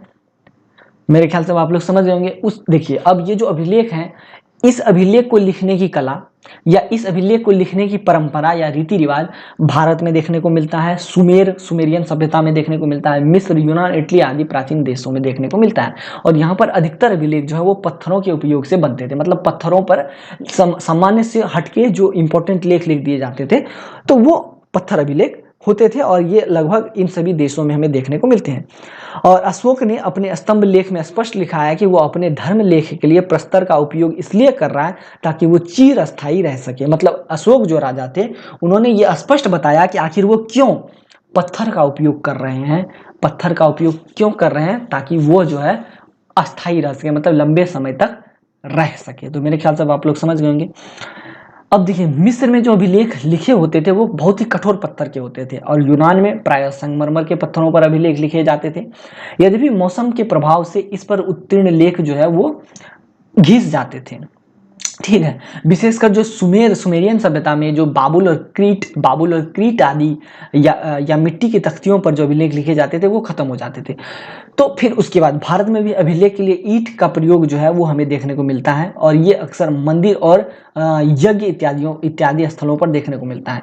उसी के साथ साथ धातु लेख में हम सोना, चांदी, तांबा, पीतल, कांसा, लोहा, जस्ते इत्यादि का उपयोग भी देखते हैं, ठीक है। भारत में ताम्रपत्र अधिकता में पाए जाते हैं और काठ का उपयोग भी हमें भारत में देखने को मिलता है, किंतु इसके उदाहरण मिस्र के अतिरिक्त अन्य कहीं अवशिष्ट नहीं है। ताड़पत्र के उदाहरण भी बहुत प्राचीन नहीं मिलते, मतलब ताड़पत्र भी पुराना नहीं है, मतलब रिसेंट का ही मतलब था, रिसेंट में स्टार्ट हुई थी ये सारी चीज़ें। और अभिलेख वगैरह इस तरीके से ताड़पत्र वगैरह पे लिखे जाते थे, ठीक है। अभिलेख में अक्षरों को लिखने के लिए या चिन्हों की खुदाई के लिए रुखानी, छेनी, हथौड़े, लौह सलाका और लौह वर्तिका आदि का उपयोग किया जाता था। अभिलेख तैयार करने के लिए व्यावसायिक कारीगर जो है वो लगे होते थे और साधारण हस्तलेख तैयार करने वालों को लेखक, लिपिकर, दिवीर, कायस्थ, करण, कर्णिक, करिनन आदि कहते थे, जबकि अभिलेख तैयार करने वालों को शिल्पकार, रूपकार, शिलाकूटकार इत्यादि कहते थे। प्रारंभिक अभिलेख बहुत सुंदर नहीं होते थे क्योंकि ये स्टार्टिंग भी थी, तो कोई चीज़ कब परफेक्ट होती है, जब उसको प्रैक्टिस में लाया जाता है। तो प्रैक्टिस करते करते धीरे धीरे अभिलेख सुंदर हुए थे, लेकिन स्टार्टिंग वाले अभिलेख जो वो उतने सुंदर नहीं थे, लेकिन धीरे धीरे इन सभी अभिलेखों में स्थायित्व भी आया और आकर्षण की दृष्टि से ये बहुत सुंदर भी हुए, ठीक है। मेरे ख्याल से आप लोग इन सभी बातों को समझ गए होंगे। अब देखिए, धीरे धीरे समय के साथ अभिलेख लिखने की कई सारी शैलियाँ विकसित हुई और इन्हीं अभिलेख की शैलियों को अलग अलग अभिलेखों के प्रकार में विभक्त किया गया। तो अब मैं अलग अलग अभिलेखों के प्रकार की चर्चा करूंगा। सबसे पहला है व्यावहारिक, अभिचारिक, धार्मिक, कर्मकांडीय, उपदेशात्मक, समर्पण, चढ़ावा संबंधी, दान संबंधी, प्रशासकीय, प्रशस्तिपरक, स्मारक तथा साहित्यिक। तो इतने टोटल 10 या 11 हैं शायद, हाँ 10 जो है 10 तरीके के अभिलेख जो है वो हमें देखने को मिलते हैं। मतलब 10 तरीकों से अभिलेख लिखे जाते थे और अभिलेखों में 10 तरह की बातें हमें देखने को मिलती हैं। तो व्यापारिक और व्यावहारिक, तो देखिए दोस्तों, ऐसे अभिलेख जिसमें हमें व्यापार और व्यवहार से संबंधित बातें देखने को मिलती है। जैसे मैं आपको एक एग्जांपल देता हूँ, भारत, पश्चिमी एशिया, मिस्र, क्रीट, यूनान आदि सभी देश आपस में व्यापार किया करते थे। तो हम व्यापार का अगर साक्ष्य देखते हैं तो हम ये पाते हैं कि जब इन लोगों में व्यापार होता था तो मुद्राएं, मतलब पैसों का जो लेन देन होता था, तो उन पैसों में अलग अलग चिन्ह वगैरह बनाए जाते थे। तो वो जो चिन्ह जो है वो भी अभिलेख के अंतर्गत आएंगे। मेरे ख्याल से आप लोग समझ गए होंगे, ठीक है। और कभी कभी अन्य प्रकार के लेख भी हमें देखने को मिलते हैं, जैसे विज्ञापन संबंधी अभिलेख हमें देखने को मिलते हैं जिससे व्यापार को बढ़ावा मिले। जैसे कि कुमारगुप्त नाम का एक क्या कहते हैं शासक हुआ, जिन्होंने बुद्ध वर्मन कालीन मालव संख्या 529 के अभिलेख में एक विज्ञापन दिया था, एक जुलाहों के लिए एक विज्ञापन दिया था। उसमें उन्होंने बताया था, तारुण्य और सौंदर्य से युक्त स्वर्ण हार, तांबुल, पुष्प आदि से सुशोभित स्त्री तब तक अपने प्रियतम से मिलने नहीं जाती जब तक कि वह दसपुर के बने पट्टमय रेशम वस्त्रों के जोड़े को धारण नहीं करती। इस प्रकार स्पर्श करने में कोमल विभिन्न रंगों से चित्रित नयनाभिराम रेशमी वस्त्रों से संपूर्ण पृथ्वी तल अलंकृत है। तो इस तरीके से विज्ञापन जो है वो देने का काम भी अभिलेख के माध्यम से होता था। अब बात करते हैं अभिचारक अभिलेख। तो देखिए दोस्तों, अभिचारक अभिलेख क्या होता है, तो इसमें क्या होते थे कि अभिलेख में या तो पशुओं वगैरह का चित्र बना दिया जाता था या फिर देवताओं की स्तुति जो वो की जाती थी, ठीक है। और प्रायः हमें कवचों पर ये अभिलेख देखने को मिलते हैं, और इस तरीके के जो अभिचारक अभिलेख हैं ये हमें सुमेर, मिस्र, यूनान आदि में भी देखने को मिलते हैं। ठीक है, मेरे ख्याल से आप लोग इन सभी बातों को समझ गए। अब बात करते हैं उपदेशात्मक अभिलेख के बारे में। और मैं आपको बता दूं दोस्तों, सबसे ज्यादा इस तरीके के अभिलेख का प्रयोग सम्राट अशोक ने किया था। धार्मिक प्रयोजनों की तरह अभिलेखों का नैतिक उपयोग भी होता था। जैसे सम्राट अशोक ने क्या किया था, बौद्ध धर्म के उपदेशों को यहाँ वहाँ फैलाने के लिए बहुत अधिक मात्रा में अलग अलग जगहों पर शिलालेखों की स्थापना की थी, और उन शिलालेखों को हम क्या कहेंगे, उपदेशात्मक अभिलेख के नाम से जानेंगे। ठीक है, जैसे बेसनगर के छोटे गरुड़ ध्वज अभिलेख में भी उपदेश है। ठीक है, क्या हो गया भाई, इसको इरेज कर दूं, चलिए। ठीक है, और ये जो बेसनगर का जो अभिलेख है इसमें लिखा गया 3 अमृत पद हैं, और इनका सुंदरता से अनुष्ठान हो तो यही हमें स्वर्ग प्राप्त करने में मदद करते हैं। और ये जो 3 आपको अमृत पद है वो है दम, त्याग और अप्रमाद। और चीन और यूनान में भी हमें इस तरीके के उपदेशात्मक अभिलेख देखने को मिलते हैं। उसके बाद समर्पण और चढ़ावा से संबंधित अभिलेख भी हमें देखने को मिलते हैं। तो इस तरीके के अभिलेख में हम क्या देखते हैं कि धार्मिक स्थापत्य विधियों और अन्य प्रकार की संपत्ति का किसी देवता अथवा धार्मिक स्थानों को अस्थायी रूप से समर्पण अंकित करने के लिए इस प्रकार के अभिलेख प्रस्तुत किए जाते थे। ठीक है, अब देखिए दान संबंधी अभिलेख भी हमें देखने को मिलते हैं। तो जो लोग दान धर्म वगैरह करते थे तो वो लोग क्या करते थे, अपने दान वगैरह को पत्थर वगैरह पर लिखवा देते कि मैंने यहाँ पर इतना दान दिया, या फिर ताम्र पत्र, मतलब वो जो तांबे के पत्ते होते थे उस पर वो अपने दान धर्मों को लिख कर चले जाते थे। तो ये दान संबंधी अभिलेख के अंतर्गत आएगा। उसी तरीके से प्रशासकीय अभिलेख की बात करें तो प्रशासकीय अभिलेख ऐसे अभिलेख होते थे जिस पर कानून, नियम, राजाज्ञा वगैरह जो है वो लिखे हुए होते थे। और सम्राट अशोक ने भी कई सारे प्रशासकीय अभिलेख का जो है वो सम्राट अशोक ने भी कई सारे प्रशासकीय अभिलेख जो है वो लिखवाए थे। उन्होंने अपने कई सारे अभिलेख या शिलालेख में बताया था कि सभी व्यक्तियों को धर्म के अनुसार चलना चाहिए, और जो भी धर्म के अनुसार नहीं चलेगा तो उस पर दंड जो है वो लगाया जा सकता है। उसके बाद है प्रशस्ति अभिलेख। तो राजा वगैरह क्या करते थे, कभी कभी अपने विजय, मतलब जो भी वो जीत हासिल करते थे, या फिर वो जो भी अपनी पॉपुलैरिटी हासिल करते थे, मतलब लोकप्रियता हासिल करते थे, तो वो अपने इन सभी बातों को किसी शिलाखंड, मतलब पत्थर वगैरह पर लिख देते थे, किसी प्रस्तर मतलब पत्थर या शिला पर लिख देते थे, या फिर वो क्या कहते हैं हम ये पिलर वगैरह पर लिख करके चले जाते थे। तो इसे हम प्रशस्ति अभिलेख के अंतर्गत रखेंगे। उसी तरीके से स्मारक की बात करते हैं तो स्मारक अभिलेख भी हमें देखने को मिलता है। तो देखिए दोस्तों, अभिलेखों का मुख्य कार्य है किसी भी लेखन को स्थायी बनाना। तो घटनाओं, व्यक्तियों तथा कृतियों के स्मारक स्वरूप में भी अनगिनत अभिलेख पाए जाते हैं। जैसे कई सारे मतलब टॉम्ब, मकबरा, उसके बाद कई सारे स्मारक, लोग मर जाते हैं तो उसको स्मारकों में दफना देते हैं, नहीं या रख देते हैं ना, तो वैसे स्मारक को भी हम अभिलेख के अंतर्गत रखेंगे। उसके बाद है साहित्यिक अभिलेख।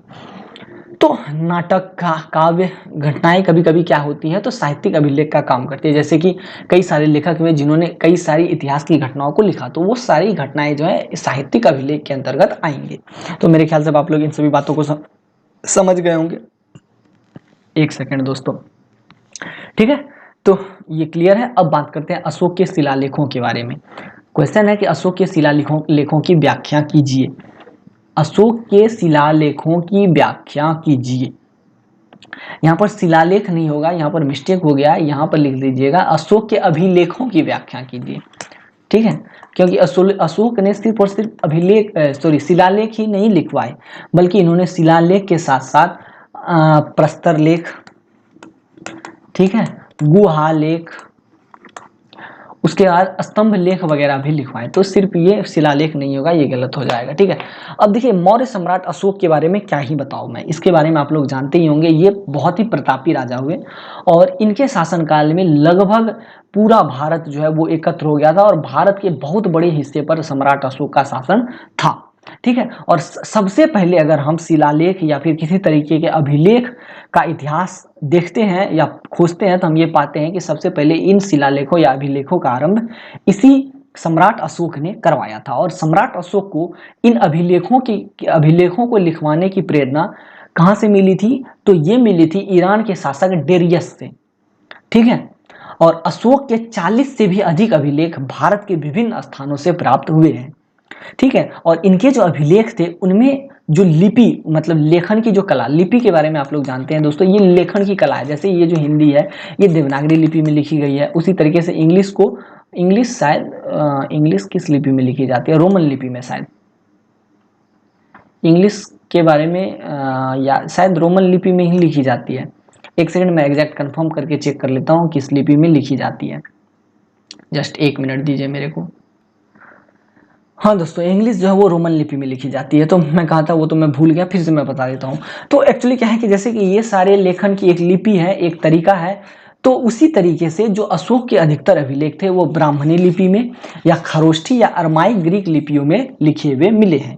और अशोक के जो अभिलेख हैं अगर हम उसको देखें तो हम पाते हैं कि अधिकतर अशोक के अभिलेख जो हैं वो बौद्ध धर्म के प्रचार प्रसार हेतु ही लिखवाए गए थे। और इसमें अशोक ने बौद्ध धर्म को एक देश से दूसरे देश तक फैलाने की कोशिश की थी। और साथ ही सम्राट अशोक ने वहाँ जो उनके राज्य में जो लोग रहते थे उनको भी बौद्ध धर्म के बारे में बताने की कोशिश की थी। तो मेरे ख्याल से आप लोग इन सभी बातों को समझ गए होंगे। अब चलिए आगे बढ़ते हैं, देखते हैं अगली स्लाइड में क्या है।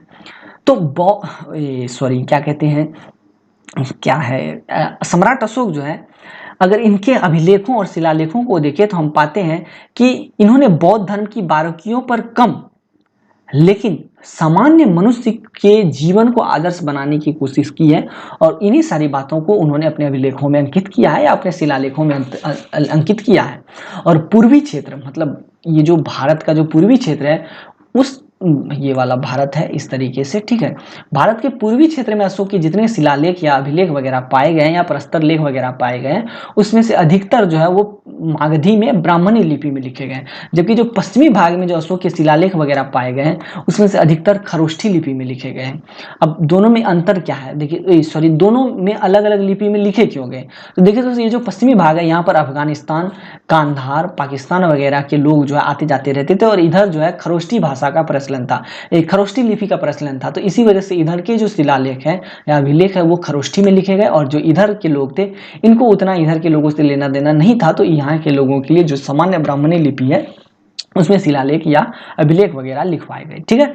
और एक शिलालेख में यूनानी भाषा का प्रयोग भी किया गया है, जबकि अन्य शिलालेख में यूनानी और अरमाइक भाषा का भी प्रयोग जो है हमें देखने को मिलता है, ठीक है। और इन शिलालेखों या अभिलेखों में सम्राट अशोक ने स्वयं को प्रियदस्ती, देवनाम प्रिय और फिर देव प्रिय के नाम से संबोधित किया है, ठीक है। और मैं आपको एक चीज और एक इंटरेस्टिंग बात बताता हूँ दोस्तों, सम्राट अशोक का जो पूरा का पूरा इतिहास है लगभग इतिहास हमें इनके अभिलेखों से ही ज्ञात होता है। इनके 40 से भी अधिक अभिलेख जो है या शिलालेख वगैरह जो है देश के अलग अलग कोने से पाए गए हैं।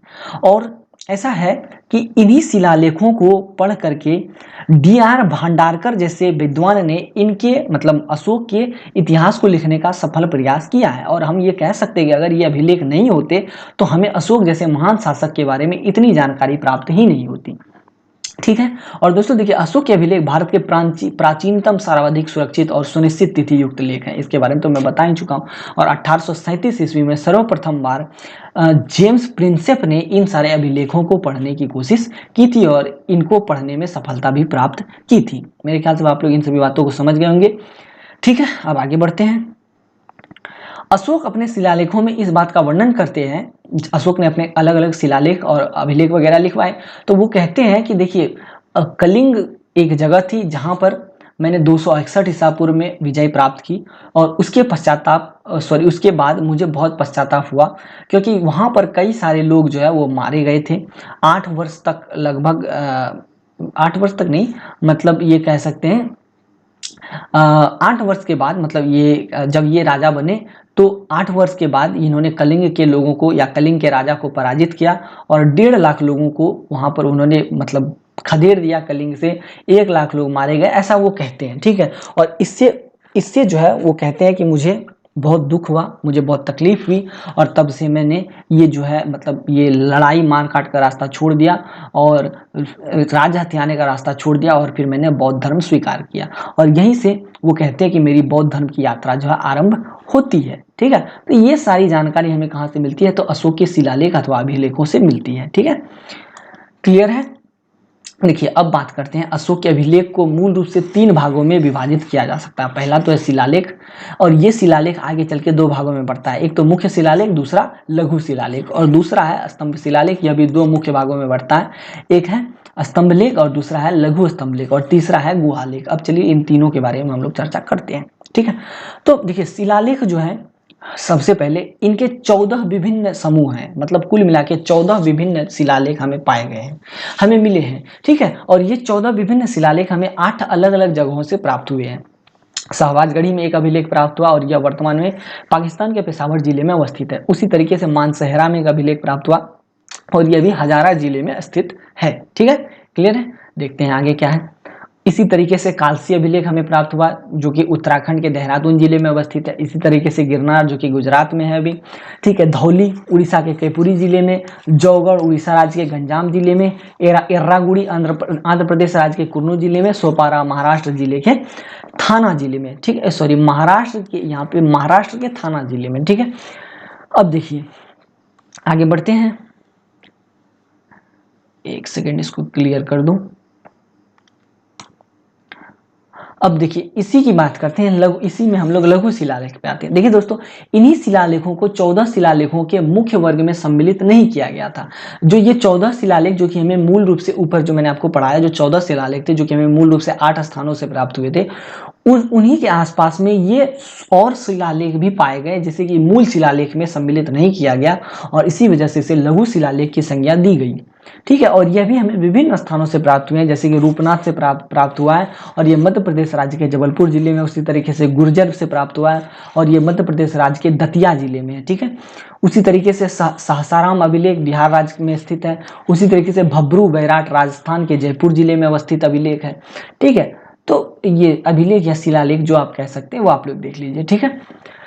इसी तरीके से मास्की है, ब्रह्मागिरी है, सिद्धपुर है, जटिंग रामेश्वर है, एर्रागुड़ी है, गोबी मठ है, तो ये आप लोग देख लीजिएगा, ठीक है।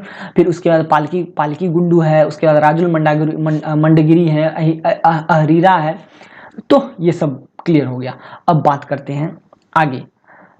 देखिए अब जो है ना, ये कहाँ गया,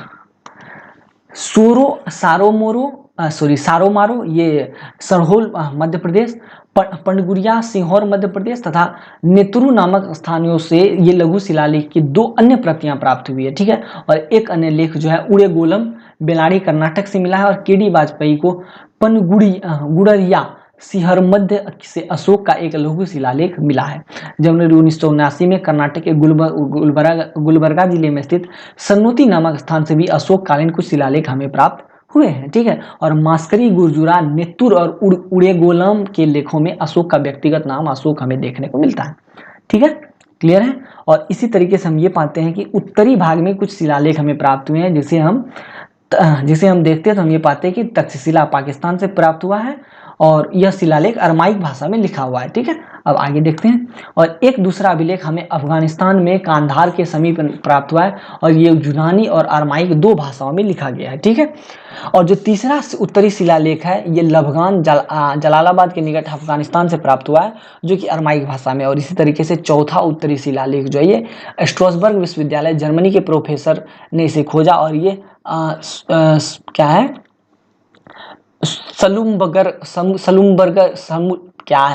सलुम्बगर से प्राप्त हुआ है। अब दूसरे नंबर पे आते हैं। दूसरा नंबर है स्तंभ अभिलेख, पिलर एडिक्ट। अभी ऊपर मैं आप लोगों को शिलालेखों के बारे में बता रहा था जो कि पत्थर पर लिखे गए अभिलेख थे, अभी अशोक ने ऐसा लिखवाया था, ठीक है। अब तीसरा स्तंभ अभिलेख या स्तंभ लेख, जो कि स्तंभ मतलब कि एक तरीके के पिलर पर लिखे गए हैं, ठीक है, ऐसे पिलर बना करके उस पर लिखे गए हैं। तो इसमें सबसे पहला है दिल्ली टोपरा स्तंभ अभिलेख। देखिए दोस्तों, यह प्रारंभ में उत्तर प्रदेश के सहारनपुर जिले में था। ये जो है खिजराराबाद में था। बाद में मध्यकाल में फिरोज शाह तुगलक द्वारा इसे उखड़वा दिया गया और फिरोज शाह तुगलक इसे अपनी नवीन राजधानी दिल्ली कोटला लेकर चले आए। वो इतिहास में कोटला के नाम से जाना जाता है। तो कोटला लेकर चले आए और इस स्तंभ लेख पर सम्राट अशोक के 7 अभिलेख जो है वो उत्तीर्ण हैं, जबकि अन्य स्तंभों पर केवल 6 लेख ही उत्कीर्ण हैं। और देखिए दोस्तों, ये फिरोज शाह कोटला जो है ये बहुत ही मतलब कमाल के व्यक्ति थे। इन्होंने वो जो स्तंभ लेख थे उस पर लिखे हुए बातों को मिटाने की कोशिश भी की थी, हालांकि वो इसमें पूरा सफल नहीं हो पाए थे। ठीक है। फिर अब मेरठ स्तंभ अभिलेख, तो यह लेख जो है पहले मेरठ में था, बाद में फिर फिरोज शाह तुगलक इसको दिल्ली ले आए। और कहा जाता है कि मुगल सम्राट फर्रुख हसियर के शासन के दौरान बारूद खाने में रखे विस्फोटक के फटने से यह स्तंभ जो है टूट गया था, लेकिन बाद में 1867 में इसे पुनः से दिल्ली के अंदर स्थापित किया गया था। ठीक है, अब आगे बढ़ते हैं। अब है लौरिया अरराज का जो अभिलेख है उसकी चर्चा हम लोग करते हैं। देखिए ये दोस्तों वर्तमान में उत्तरी बिहार के चंपारण जिले के लौरिया अरराज नामक ग्राम में है। ठीक है, और ये दिल्ली टोपरा वाले जो 6 स्तंभ के लेख जो है वो यहाँ पर लिखे हुए मिलते हैं, मतलब दोनों जगह लगभग सेम है। उसके बाद लौरिया नंदनगढ़ का स्तंभ अभिलेख, यह भी बिहार के चंपारण जिले में ही मिलता है। और इस स्तंभ का शीर्ष जो है कमलाकार है, जिसके ऊपरी उत्तर की ओर ऊपर उत्तर की ओर मुख किए हुए सिंह की मूर्ति जो है वो उत्तीर्ण है। और शीर्ष के नीचे उपकंठ पर राजहंसों की पंक्तियों में मोती चूकते दिखाया गया है। इस स्तंभ पर भी दिल्ली टोपरा वाले 6 अभिलेख उत्तीर्ण है। ठीक है, और इसी प्रकार 3 अन्य महत्वपूर्ण लघु स्तंभ अभिलेख भी हमें देखने को मिलते हैं, जो कि सारनाथ, सांची और कौशाम्बी से प्राप्त हुए हैं। सारनाथ के स्तंभ लेख में भी अशोक द्वारा चेतावनी स्वरूप बौद्ध संघ में फूट डालने वाले भिक्षुओं तथा भिक्षुणियों के लिए दंड की व्यवस्था की गई है। उसी तरीके से इलाहाबाद स्तंभ लेख पर उत्कीर्ण रानी अभिलेख को भी लघु स्तंभ लेखों की श्रेणी में गिना जाता है। और सम्राट अशोक की राजकीय आज्ञाएं जो है 3 पाषाण स्तंभ लेखों पर उत्कीर्ण है, उसे सामान्यतः लघु स्तंभ लेख के नाम से जाना जाता है, माइनर पिलर एडिक्ट के नाम से जाना जाता है। और ये हमें प्राप्त हुआ है सांची से, सारनाथ से, कौशाम्बी से और रुम्मीनदई नेपाल की तराई में स्थित है। ये यहाँ से हमें ये प्राप्त हुए हैं। ठीक है, अब तीसरे नंबर पर बात करते हैं गुहा लेख के बारे में, केव इंस्क्रिप्शन। गुहा मतलब गुफा, गुफा में कुछ लेख लिखे गए हैं। तो देखिए दोस्तों, दक्षिण बिहार में गया जिले में स्थित है बरावर नाम की पहाड़ी, और यहाँ पर 3 गुफाएं हैं। और इन गुफा की दीवारों पर अशोक के लेख जो है उत्कीर्ण पाए गए हैं।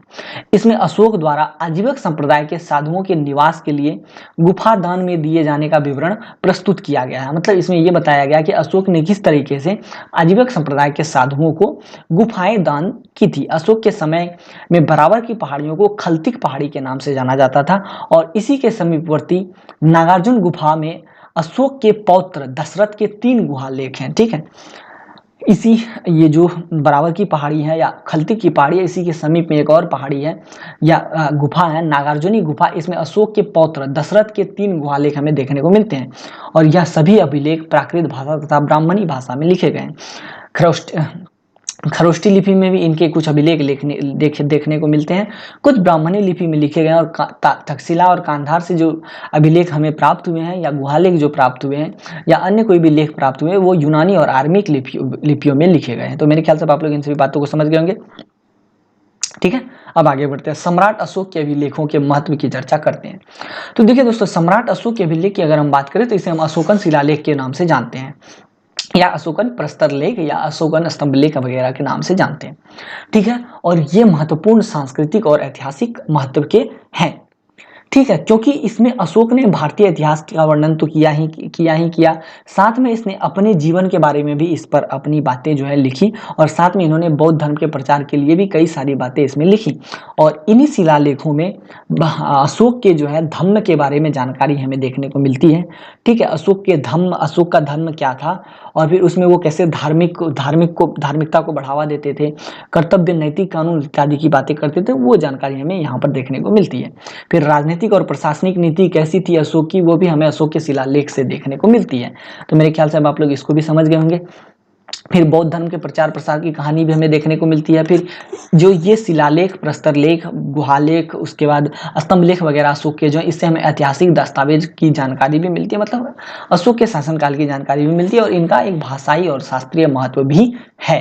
ठीक है, जैसे कि ब्राह्मणी लिपि, खरोष्टी लिपि इत्यादि, ये सब जानकारी भी हमें इन सभी लेखों के या इन सभी लिपियों के बारे में जानकारी भी हमें यहाँ से मिलती है। ठीक है, अगर हम निष्कर्ष देखें तो हम ये पाते हैं कि जो अशोक के जो शिलालेख है या प्रस्तर लेख है या फिर अन्य किसी भी प्रकार के अभिलेख है, वो वास्तव में मौर्य साम्राज्य की एक अच्छी खासी जानकारी हमें देते हैं। और ये शिलालेख मौर्य शासकों की धार्मिक, सामाजिक और राजनीतिक परिस्थितियों का वास्तविक स्वरूप हमें प्रस्तुत करके देते हैं। तो मेरे ख्याल से आप लोग इन सभी बातों को समझ गए होंगे। ठीक है, अब अगले प्रश्न को देखते हैं। अगला प्रश्न है, प्रयाग प्रशस्ति अभिलेख के बारे में बताइए। अब इसकी चर्चा करेंगे, लेकिन उससे पहले मैं थोड़ा सा पानी पी लेता हूं। चलिए दोस्तों, चर्चा को आगे बढ़ाते हैं। प्रश्न है कि प्रयाग प्रशस्ति अभिलेख के बारे में बताइए। देखिए दोस्तों, ये जो प्रयाग प्रशस्ति अभिलेख है, इसको हम लोग प्रयागराज स्तंभ शिलालेख या फिर प्रयाग प्रशस्ति अभिलेख के बारे में भी जानते हैं। के सॉरी, मिस्टेक हो गया, मैं क्या बोल रहा था। प्रयाग प्रशस्ति अभिलेख को प्रयागराज स्तंभ शिलालेख अथवा प्रयाग प्रशस्ति अभिलेख के रूप में भी जानते हैं, इस नाम से भी जानते हैं। और ये जो प्रयाग प्रशस्ति अभिलेख है दोस्तों, इसके अंतर्गत हम ये पाते हैं कि इसमें गुप्त वंश की एक अच्छी खासी जानकारी जो है वो हमें देखने को मिलती है। ठीक है, और ये जो अभिलेख है दोस्तों, इसे लिखा गया था या इसे बनवाया गया था हरिसेन के द्वारा। अब ये हरिसेन कौन है? तो ये जो हरिसेन है दोस्तों, ये जो है समुद्रगुप्त के दरबारी कवि और मंत्री हुआ करते थे, और इसी समुद्रगुप्त के दरबारी कवि और मंत्री हरिसेन ने इस प्रयाग प्रशस्ति अभिलेख की स्थापना की थी, या फिर इसका निर्माण किया था, या फिर इसकी रचना की थी। देखिए दोस्तों, ऐसा है कि ये जो प्रयाग प्रशस्ति अभिलेख है, इसके कुछ भाग जो है वो गद्य में लिखे गए हैं, गद्य अर्थात कहानियों के माध्यम से लिखे गए, जबकि कुछ पोर्शन जो है इसको पद्य में भी लिखा गया है। ठीक है, और जो पद्य भाग है उसमें कुल मिला के 8 श्लोक हैं, और उसके बाद जो है गद्य भाग है जो कि कहानियों वाला भाग है। ठीक है, और समुद्रगुप्त के शासनकाल में इस प्रयाग प्रशस्ति अभिलेख की रचना जो है वो हुई थी, और इसी वजह से इस प्रयाग प्रशस्ति अभिलेख में समुद्रगुप्त के शासनकाल और समुद्रगुप्त के विजय का एक अच्छा खासा वर्णन है। ठीक है, और ये जो हरिसेन द्वारा रचित प्रयाग प्रशस्ति अभिलेख है, इसकी कोई एक निश्चित तिथि हमें प्राप्त नहीं होती है, इसकी एक निश्चित तिथि की जानकारी हमें मालूम नहीं होती है। इसी वजह से इतिहासकार यह भी मानते हैं कि इसकी रचना संभवतः समुद्रगुप्त द्वारा किए गए अश्वमेध यज्ञ से पहले की गई थी। ठीक है, और फिर हम आगे पढ़ते हैं तो हम ये पाते हैं कि समुद्रगुप्त द्वारा जो अश्वमेध यज्ञ हुआ था, इसका कोई उल्लेख हमें यहाँ नहीं मिलता है। तो इस वजह से हो सकता है कि ये जो प्रयाग प्रशस्ति अभिलेख है या समुद्रगुप्त के अश्वमेध यज्ञ से पहले ही की गई होगी। और देखिए दोस्तों, ये जो प्रयाग प्रशस्ति अभिलेख है, मूल रूप से प्रयागराज के पास कौशाम्बी में हमें देखने को मिलता है, और ये अशोक के स्तंभ पे उकेरा गया था। बाद में इसे प्रयागराज जिले में लाया गया था। और मैं आपको एक बात बता दूं दोस्तों कि ये जो प्रयाग प्रशस्ति अभिलेख है, इसके पहले 2 श्लोक, पद्य भाग के पहले 2 श्लोक क्षतिग्रस्त है, इसलिए इसे अवैध माना जाता है। ऐसा माना ही नहीं जाता है इसे किसी क्या कहते हैं, क्या नाम है भाई इनका, हरिसेन ने इसको बनवाया था, ऐसा नहीं माना जाता। मतलब इस पे अभी संशय है। ठीक है, जो तीसरा श्लोक है दोस्तों, ये समुद्रगुप्त के चरित्र और उसकी बहुमुखी प्रतिभा और अच्छे गुण को दर्शाता है। जबकि जो चौथा श्लोक है, ये समुद्रगुप्त के पिता चंद्रगुप्त प्रथम और उनके सिंहासन और उनके चरित्र वगैरह के बारे में हमें जानकारी देता है। ठीक है, क्लियर है? इसको मैं इरेज कर दूं, फिर चलते हैं अगली स्लाइड में। ठीक है, और मैं आपको एक बात और बता दूं दोस्तों कि यह जो शिलालेख है, इस शिलालेख के 6वें 7वें श्लोक भी लगभग क्षतिग्रस्त हैं। फिर भी जो भी भाग बचा खुचा है, उनको पढ़ करके विद्वानों ने यह अनुमान लगाया है कि यह जो श्लोक है या फिर यह जो शिलालेख है या जो प्रयाग प्रशस्ति अभिलेख है, यह मूल रूप से युद्धों का बखान करने के लिए लिखा गया था। मेरे ख्याल से आप लोग इन सभी बातों को समझ गए होंगे। क्लियर है? अब आगे बढ़ते हैं। अगला प्रश्न है कि जूनागढ़ शिलालेख की व्याख्या कीजिए। ये वाला प्रश्न है, मैं आप लोगों को दिखा देता हूं। क्लियर? चलिए बताता हूं। तो ये जो जूनागढ़ अभिलेख है दोस्तों, इसको लिखाया था या लिखवाया था रुद्रदामन ने, और इस जूनागढ़ अभिलेख को गिरनार शिलालेख के नाम से भी जाना जाता है। और इस अभिलेख में हम ये पाते हैं कि यह एक संस्कृत गद्य है जो पश्चिमी क्षत्रप शासक रुद्रदमन प्रथम द्वारा एक चट्टान पर खुदवाया गया था। और यह जूनागढ़ अभिलेख, जो कि वर्तमान में गुजरात में है और भारत के पास गिरनार की पहाड़ियों में स्थित है, तो ये जो शिलालेख है 150 CE के बाद का है। और ये जो जूनागढ़ का जो अभिलेख है, ये जो शिलालेख है, इसमें हमें अशोक के शिलालेखों की जानकारी भी मिलती है। और इस जूनागढ़ शिलालेख में कुल मिला के तीन शिलालेख अंकित हैं, या तीन शासकों की बातें अंकित है, जिसमें से सबसे पहला अशोक का है। ठीक है, उसके बाद दूसरा शायद सबसे पहला अशोक का नहीं है, अशोक के प्रमुख शिलालेखों में से 14 में से एक रुद्रदमन प्रथम और स्कंदगुप्त, हाँ सबसे पहला शायद अशोक का है, और दूसरा शायद रुद्रदमन प्रथम का है, और तीसरा जो है वो स्कंदगुप्त का है। ठीक है, मतलब एक ही पिलर पे कई सारे राजा अपने अपने बातों को लिखवाते थे। क्या करते थे, एक को मिटा देते थे, उसके ऊपर में कुछ लिख डाला, या फिर अगर मिटा नहीं पाए तो उसके ऊपर में कुछ लिख डाला। ठीक है, क्योंकि ये लंबे समय तक टिकते थे ना, ये शिलालेख वगैरह, ये जो पत्थर लेख वगैरह, ये सब लंबे समय तक चलने वाले थे। तो सम्राट लोग क्या करते थे, या तो दूसरे राजाओं की ख्याति को डुबाने के लिए उसको मिटा करके अपनी ख्याति लिख डालते थे, या फिर अगर लिख नहीं पाते थे या मिटा नहीं पाते थे तो ऊपर में कुछ लिख डालते थे। ठीक है, अब चलिए आगे बढ़ते हैं। देखिए, ये जो जूनागढ़ का शिलालेख है दोस्तों, यह मूल रूप से गुजरात के काठियावाड़ क्षेत्र में जूनागढ़ शहर के पूर्व एक प्रमुख चट्टान पर बनाया गया है, और यह गिरनार पर्वत के पास है। ठीक है, और रुद्रदामन शिलालेख चट्टान पर पाए गए 3 महत्वपूर्ण शिलालेखों में से एक है, जिसकी चर्चा मैं पहले कर चुका हूं। ठीक है, अब आगे बढ़ते हैं, देखते हैं अगला क्या है। इस शिलालेख में दोस्तों कुल 20 पंक्तियां हैं, और लगभग ये 5.5 फीट ऊंची और 11 फीट चौड़ी हैं। पहली 16 लाइनें भागों में, मतलब बड़े भागों में क्षतिग्रस्त है और अधूरी है, और सबूत के साथ जानबूझकर क्षति पहुंचाई गई है। जैसा कि मैं आपको बता चुका हूं कि सम्राट लोग क्या करते थे कि अपनी बातों को लिखने के लिए पुराने शासकों के ऊपर कालिक पोत देते थे और अपनी बातों को लिख डालते थे। ठीक है, तो ऐसा ही इसके साथ भी हुआ है, जानबूझकर इसको क्षतिग्रस्त करने की कोशिश की गई है, लेकिन ऐसा हो नहीं पाया। लेकिन हाँ, इसमें जो महत्वपूर्ण बातें थी वो क्षतिग्रस्त हो गई और आधी अधूरी है, और इस वजह से इस पर भी संशय है कि ये सच में रुद्रदामन ने लिखवाया था भी या नहीं था।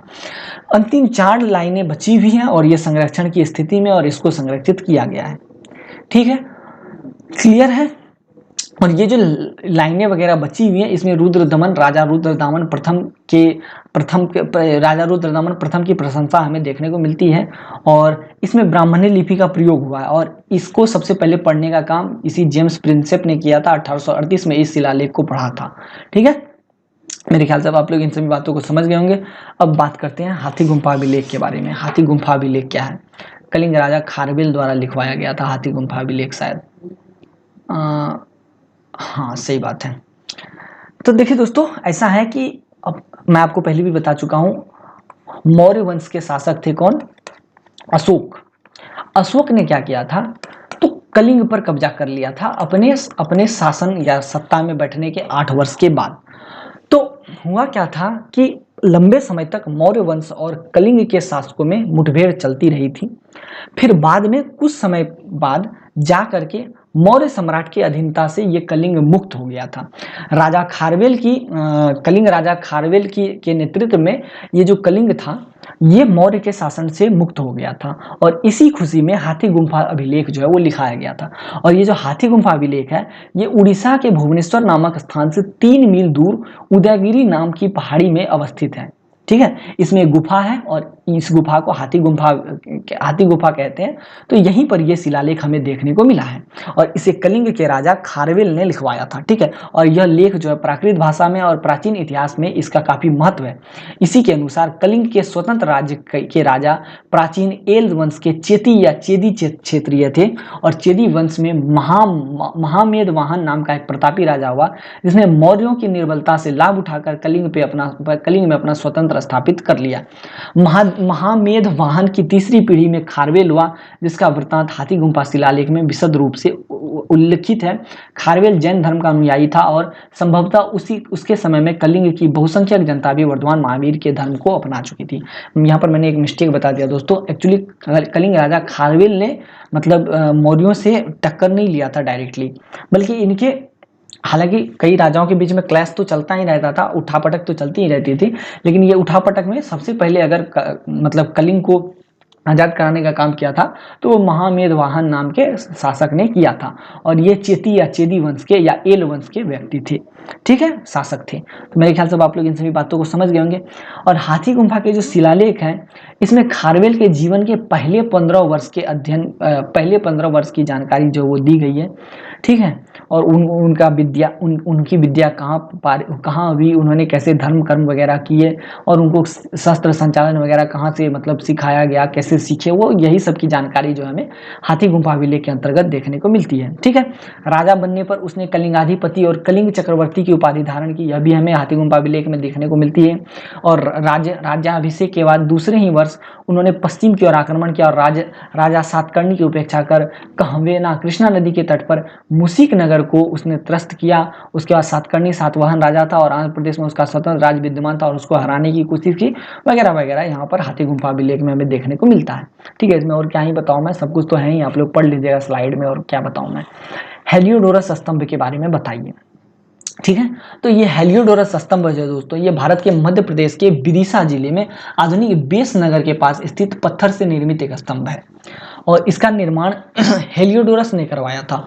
और ये हेलियोडोरस कौन थे, तो ये शुंग राजा भागभद्र के दरबार में एक दूत थे।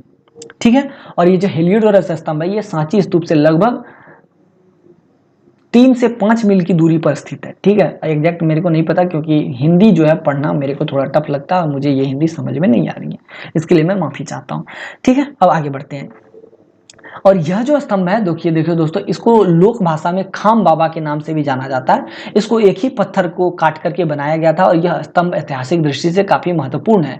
और इसी के आसपास में, इसी बेसनगर के आसपास में अशोक के स्तंभ या शिलालेख भी हमें देखने को मिलते हैं। ठीक है, स्तंभ पर पाली भाषा में ब्राह्मणी लिपि का प्रयोग करते हुए अभिलेख मिलता है और यह अभिलेख स्तंभ का इतिहास जो है बताता है। ठीक है, और नवे शुंग शासक महाराज भागभद्र के दरबार में तक्षशिला के यवन राजा अंतलिखित की ओर से दूसरी सदी ईस्वी पूर्व हेलियोडोरस नामक एक राजदूत नियुक्त हुआ था और इसी राजदूत ने वैदिक धर्म की व्यापकता से प्रभावित होकर भागवत धर्म को स्वीकार किया था और फिर उसी भक्ति भाव से उन्होंने हेलियोडोरस स्तंभ की स्थापना की थी और उसमें उन्होंने बहुत सारी हिंदू धर्म की बातों को उकेरने की कोशिश भी की थी। ठीक है, क्लियर है मेरी बातों को, अब आप लोग इतना समझ गए होंगे। अब अगला प्रश्न है, कलहन द्वारा रचित राजतरंगिणी का उल्लेख कीजिए। देखिए दोस्तों, राजतरंगिणी कलहन द्वारा रचित एक संस्कृत ग्रंथ है और इस कलहन को हम मूल रूप से ये कह सकते हैं कि यह इतिहास का पहला ऐसा ग्रंथ है जो कि इतिहास की एक संपूर्ण और कालक्रमानुसार अच्छी जानकारी हमें प्रदान करती है। इस राजतरंगिणी की रचना कलहन द्वारा 1148 से 1150 के बीच में हुई और इसमें कश्मीर के इतिहास का एक अच्छा खासा वर्णन हमें देखने को मिलता है। और कलहन ने कुल मिलाकर 11 अन्य ग्रंथों के सहयोग से इस महत्वपूर्ण ग्रंथ की रचना की थी, जिसमें से केवल और केवल अब नीलमत पुराण उपलब्ध है और बाकी जो 10 अन्य ग्रंथ थे वो अब खत्म हो चुके हैं और ये राजतरंगिणी भी लगभग हमें अभी प्राप्त नहीं हुई अच्छे से। ठीक है, और यह जो ग्रंथ है संस्कृत में ऐतिहासिक घटनाओं के क्रमबद्ध इतिहास लिखने का प्रथम प्रयास था।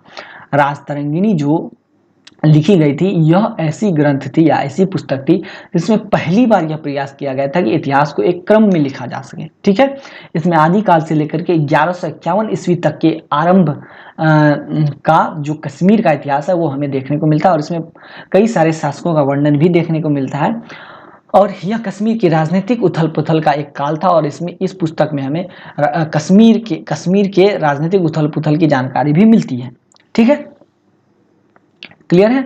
और अपने ग्रंथ में कलहन ने हमेशा इस आदर्श को ध्यान में रखा है कि इतिहास कैसे लिखा जाता है और इसी वजह से केवल कश्मीर की चर्चा ही नहीं है इस पुस्तक में बल्कि भारतीय इतिहास के संबंध में भी इस पुस्तक में कई सारी बातें लिखी गई है। ठीक है, क्लियर है। अब चलते हैं आगे।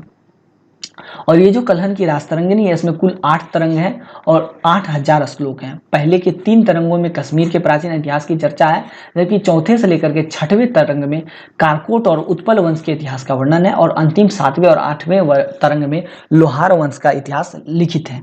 ठीक है, और इस पुस्तक में ऐतिहासिक घटनाओं का एक क्रमबद्ध उल्लेख है और कलहन ने कोई भी पक्षपात नहीं किया और इन्होंने राजा के गुण और दोष का एक अच्छा खासा सटीक उल्लेख जो है किया है। ठीक है, कलहन ने अपने ग्रंथ राजतरंगिणी में संस्कृत भाषा का प्रयोग किया है और राजतरंगिणी का क्या महत्व है इसकी चर्चा अब हम लोग करते हैं। ठीक है दोस्तों, राजतरंगिणी ऐसी रचना है जो कि एक तरीके से बहुत अच्छी ऐतिहासिक महाकाव्य है और इसे ऐतिहासिक महाकाव्यों का मुकुटमणि भी कहा जाता है। ठीक है, इसके रचयिता कश्मीरी कवि कलहन थे और संस्कृत साहित्य में इतिहास को इतिहास मानकर लिखने वाले तथ्यों को तिथि आदि के प्रमाणिक साक्ष्य और क्रम के साथ प्रस्तुत करने वाले ये अब तक के पहले ज्ञात कवि थे और यही कारण है कि इनकी कृति राजतरंगिणी को देश विदेश में सर्वत्र आदर प्राप्त हुआ है। देखिए, ये जो कलहन थे ये पहले ऐसे लेखक थे या कवि थे जिन्होंने इतिहास को एक क्रम में व्यवस्थित करने की कोशिश की। इसी वजह से इनके द्वारा लिखित राजतरंगिणी को देश विदेश सभी जगहों पर एक अच्छा खासा आदर्श जो है वो प्राप्त हुआ है। और यहाँ पर इस हम पाते हैं इस राजतरंगिणी के अंदर अधिकतर कश्मीरी राजाओं का इतिहास जो है वो हमें देखने को मिलता है। इसमें महाभारत काल से आरंभ कर 1150 ईस्वी तक के सभी कश्मीर नरेशों, कश्मीर के राजाओं के इतिवृत्त, चरित्रांकन और प्रसादिक शैली इत्यादि का वर्णन जो है हमें देखने को मिलता है। ठीक है, क्लियर है। चलिए अब आगे बढ़ते हैं, देखते हैं। देखिए सिंध पर पहला मुस्लिम आक्रमण जो हुआ था इसकी जानकारी भी हमें राजतरंगिणी में देखने को मिलती है। और सन 712 ईस्वी में सिंध पर जो है पहला मुस्लिम आक्रमण हुआ था। और फिर 1000 ईस्वी के आसपास महमूद गजनी ने भी भारत पर आक्रमण किया था और इसकी चर्चा भी हमें यहाँ देखने को मिलती है। कलहन ने षष्ठ और अष्टम तरंगों में देश की राजनीतिक और ऐतिहासिक परिस्थितियों पर दूरगामी प्रभाव छोड़ने वाले इन आक्रमणों का उल्लेख किया है। और कश्मीर में मुस्लिम संस्कृति के प्रवेश का भी वे संकेत जो है इस पुस्तक में देते हैं। और सबसे अधिक अगर किसी की जानकारी मिलती है तो वो हमें राजा हर्ष की जानकारी मिलती है।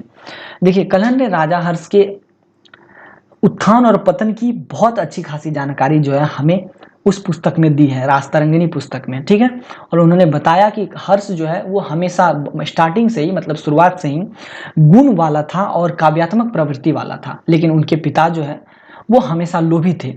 ठीक, और वो विद्वानों से विद्रोह रखते थे। पर हर्ष स्वयं भूखा रहकर अपना खर्च जो है वो पंडितों और कवियों को दे डालता था। और उसे इतना जो राज्य वगैरह से इतना प्रेम नहीं था।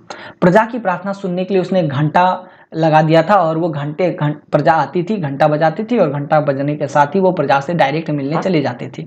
ठीक है, लेकिन समय के साथ जो है ऐसा मतलब समस्या हो गई। और समय के साथ साथ क्या हुआ कि हर्ष जो है वो मतलब थोड़ा अनुराग वैराग में डूब गए और फिर धीरे धीरे उसे चाटुकारों ने घेर लिया और फिर उस पर सुंदरियों का प्रभाव जो है वो पड़ गया और धीरे धीरे वो भ्रष्ट होते चले गए। और यही वजह है कि यही कारण है कि बाद में उनको समस्याएं हो गई। और इसी में एक कहानी ये है कि उनका जो मन है सुंदरियों पर आ गया था और वो काफी विलासी बन गए थे और वो अविवेकी अमात्यों के परामर्श पर जनता को लूटने लगे थे। और उसने योग्य मंत्री कंदर्प को बंदी बनाने का प्रयास किया था और अपने ही भतीजों की हत्या उन्होंने करवाई थी। यहाँ तक कि दिवालियों से स्वर्ण और रत्न भी उसने लूटे थे। ठीक है, तो ये सारी जानकारी हमें जो है क्या कहते हैं राजतरंगिणी में देखने को मिलती है, जो कि कलहन द्वारा लिखी गई थी। तो मेरे ख्याल से आप लोग इन सभी बातों को समझ गए होंगे।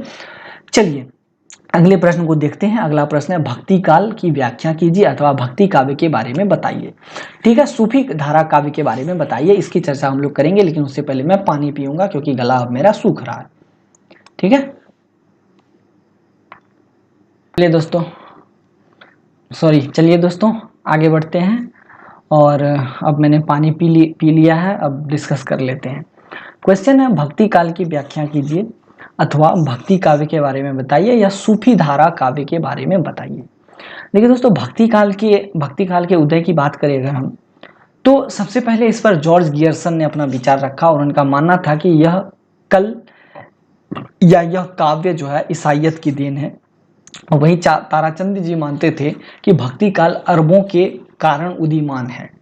ठीक है, अब देखिए, अब रामचंद्र शुक्ल के मत के अनुसार भक्ति काल क्या है इसकी भी चर्चा हम लोग कर लेते हैं। तो वो कहते हैं कि देश में मुस्लिम राज्य के स्थापित हो जाने के बाद हिंदुओं का मन गौरव, गर्व और उत्साह से विरक्त हो गया था। और जब हिंदुओं के सामने उनके मंदिर वगैरह नष्ट कर दिए गए थे तो इनसे उनके देवताओं की जो मूर्ति वगैरह जो भंग कर दी गई थी और उनके पंडितों तथा पुजारियों का जो अपमान हुआ था, तो ऐसी स्थिति में वो लाचार और विवश हो गए थे। उनकी दशा दयनीय हो गई थी और इसी हताश प्रजा के पास अपनी व्यवस्था लेकर भगवान के शरण में जाने के अलावा कोई और मार्ग नहीं था। और इसी वजह से यह जो एक तरीके से भक्ति गाथा का जो आंदोलन है वो फैला और यह धीरे धीरे भक्ति से राजनीति की ओर चला गया। ठीक है, तो यही बात जो है वो आचार्य रामचंद्र शुक्ल जी कहते हैं। अब भक्ति काल जो है मुख्यतः दोस्तों दो धाराओं में विभक्त थी। एक सेकंड, ये क्या हो गया भाई? हाँ, भक्ति काल मुख्यतः दो धाराओं में विभक्त थी। पहली धारा थी निर्गुण काव्य धारा और दूसरी धारा थी सगुण काव्य धारा।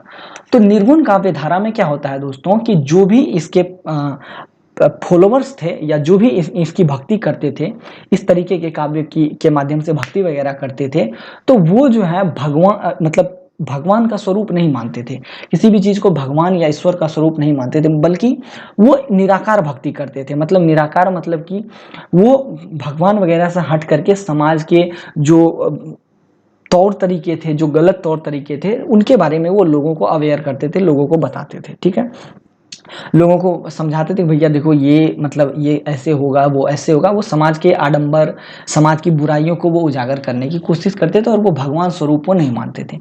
जबकि जो सगुन काव्य धारा थी, इस काव्य धारा के अंतर्गत क्या होता था कि लोग या जो इसके मानने वाले होते थे या जो इसके उपदेश लोगों तक पहुंचाते थे, वो भगवान को मानते थे, प्रभु को मानते थे और ईश्वर के अवतार को मानते थे। ठीक है, अब देखिए ये जो निर्गुण काव्य धारा थी, ये आगे चल के दो भागों में विभक्त हुई। पहली काव्य धारा संत काव्य धारा कहलाई, जबकि दूसरी काव्य धारा जो है वो सूफी काव्य धारा कहलाई। ठीक है, जो संत काव्य धारा थी, ये जो है निराकार भक्ति में यकीन रखते थे और ये समाज में आडंबर वगैरह जो है उसको मतलब बताते थे कि यह जो है मतलब ये सही नहीं है, ये गलत है, और ये मतलब समाज की बुराइयों को दिखाने की कोशिश करते थे। और ये जो संत काव्य धारा थी मूलतः हिंदू धर्म से जुड़ी हुई थी। ठीक है, यहाँ पर मैं हिंदू और मुस्लिम संबंधी बातें कर रहा हूँ, तो हो सकता है किसी को कन्फ्यूजन हो रहा होगा कि सर क्या पढ़ा रहे हैं, लेकिन आपके बुक में है। ठीक है, अब जो सूफी काव्य धारा है, ठीक है, सूफी काव्य धारा को प्रेमाश्रयी काव्य धारा के नाम से भी जाना गया। और ये जो सूफी काव्य धारा है, इसमें हम ये पाते हैं कि ये जो काव्य धारा है ये मूल रूप से प्रेम से संबंधित काव्य धारा थी। इसके जो मानने वाले होते थे वो कहते थे कि देखिए प्रेम से ही ईश्वर की प्राप्ति हो सकती है या प्रेम से ही सर्व ज्ञान की प्राप्ति हो सकती है। ठीक है, और ये जो सूफी काव्य धारा है मूल रूप से मुस्लिम फॉलोवर्स के द्वारा मतलब इसको बढ़ाया गया था। मतलब जो मुस्लिम धर्म के लोग होते थे या मुस्लिम धर्म के जो ज्ञान बांटने वाले होते थे, वो इन धाराओं को मानते थे और लोगों को प्रेम का पाठ पढ़ाने की कोशिश करते थे। ठीक है, मेरे ख्याल से अब इन सभी बातों को आप लोग समझ गए होंगे। अब आगे बढ़ते हैं। देखिए संत काव्य धारा के जो कवि हुए उनमें सबसे प्रमुख थे कबीरदास जी। कबीर संत परंपरा के प्रमुख कवि थे और इन्हें संत परंपरा का प्रतिनिधित्व करता कवि भी कहा जाता है। लेकिन इनके जन्म के बारे में विद्वानों में मतभेद है। कुछ लोग ऐसा मानते हैं कि इनका जन्म 1398 में हुआ और मृत्यु के समय सीमा 1518 है। वैसे कबीर पढ़े लिखे नहीं थे, लेकिन इनकी वाणी को संजोकर किताब का आकार देने का काम इनके शिष्यों ने किया था। ठीक है, और इनकी रचनाएं बीजक नाम से प्रसिद्ध हैं और इनकी रचनाओं में समाज के अंधविश्वासों और कुरीतियों का घोर विरोध हमें देखने को मिलता है। ठीक है, सामाजिक बुराइयों के प्रति इन्होंने अपने पदों के माध्यम से कड़ा विरोध किया है। दूसरे जो लेखक हुए वो हुए रामानंद जी। ठीक है, और इनकी जन्म और मृत्यु का कोई ठोस साक्ष्य मौजूद नहीं है और इनके जीवन के बारे में भी कोई विशेष जानकारी नहीं है। ठीक है, तीसरे जो संत काव्य धारा के कवि हुए वो हुए नामदेव। इन्हें महाराष्ट्रियन भक्त के नाम से भी जाना जाता है। इनका जन्म सतारा जिले के नरसीबैनी गांव में हुआ था। ठीक है, और ये जो इनका जन्म का समय लगभग 1267 ईस्वी के आसपास माना जाता है। इनके गुरु संत बिसोबा खेवर जी थे और नामदेव की भाषा मराठी और हिंदी दोनों ही थी और इन्होंने दोनों ही भाषाओं में अपने भजन वजन गाए हैं। ठीक है, और ये दोनों भाषाओं में गाने में निपुण थे। अब है सूफी धारा, सूफी काव्य धारा के मुख्य कवि जैसे कि मलिक मोहम्मद जायसी। तो ये सूफी काव्य धारा के बहुत अच्छे कवि थे और मलिक मोहम्मद जायसी का जन्म रायबरेली जिले में जायस नामक स्थान पर 1492 ईस्वी में हुआ था। इनके बचपन का नाम मलिक शेख मुंसफी था और जन्म स्थान जायस होने के कारण इनके नाम में जायसी बाद में जुड़ गया था। और मलिक जायसी सूफी काव्य धारा के प्रेम मार्गी शाखा का प्रतिनिधित्व करते थे और इस शाखा के प्रतिनिधि कवि भी थे। उनकी सबसे प्रमुख रचना थी पद्मावत और इसमें प्रेम पद्धति का वर्णन जो है वो हमें देखने को मिलता है। ठीक है, उसके बाद है मुल्ला दाऊद। यह भी सूफी कविताओं के रचनाकार थे और इन्होंने कई सारी सूफी कविताओं की रचना की है और इनकी सबसे प्रमुख रचना चंडायन थी, जिनकी रचना सन 1397 ईस्वी में इन्होंने की थी और इन्होंने भी प्रेमाश्रयी शाखा को ही बढ़ाया था। उसके बाद है कुतुबन। तो कवि कुतुबन का सबसे प्रमुख रचना थी वो थी मृगावती और सन 1503 ईस्वी में इसकी रचना की गई थी और चिश्ती वंश के प्रसिद्ध शेख बुरहान जो है इनके गुरु थे। ठीक है, अब है निर्गुण काव्य धारा की विशेषता। इसमें बताना क्या, देखिए दोस्तों, इसको तो मैं पहले ही बता चुका हूँ, शॉर्टकट में भी बता देता हूँ। देखिए दोस्तों, निर्गुण काव्य धारा के जो क्या कहते हैं संत थे या सूफी लोग थे, वो धर्म वगैरह को नहीं मानते थे उतना। हालांकि संत काव्य धारा के अंतर्गत लोग जो है वो हिंदू धर्म के लोग होते थे और वो करते वही थे, चाहे हिंदू हो मुस्लिम हो, करते वही थे। वो समाज की कुरीतियों को उजागर करते थे और उसके बाद बताते थे कि भैया ये गलत है, आपको ऐसे नहीं, ऐसे करना चाहिए, समाज के खिलाफ है।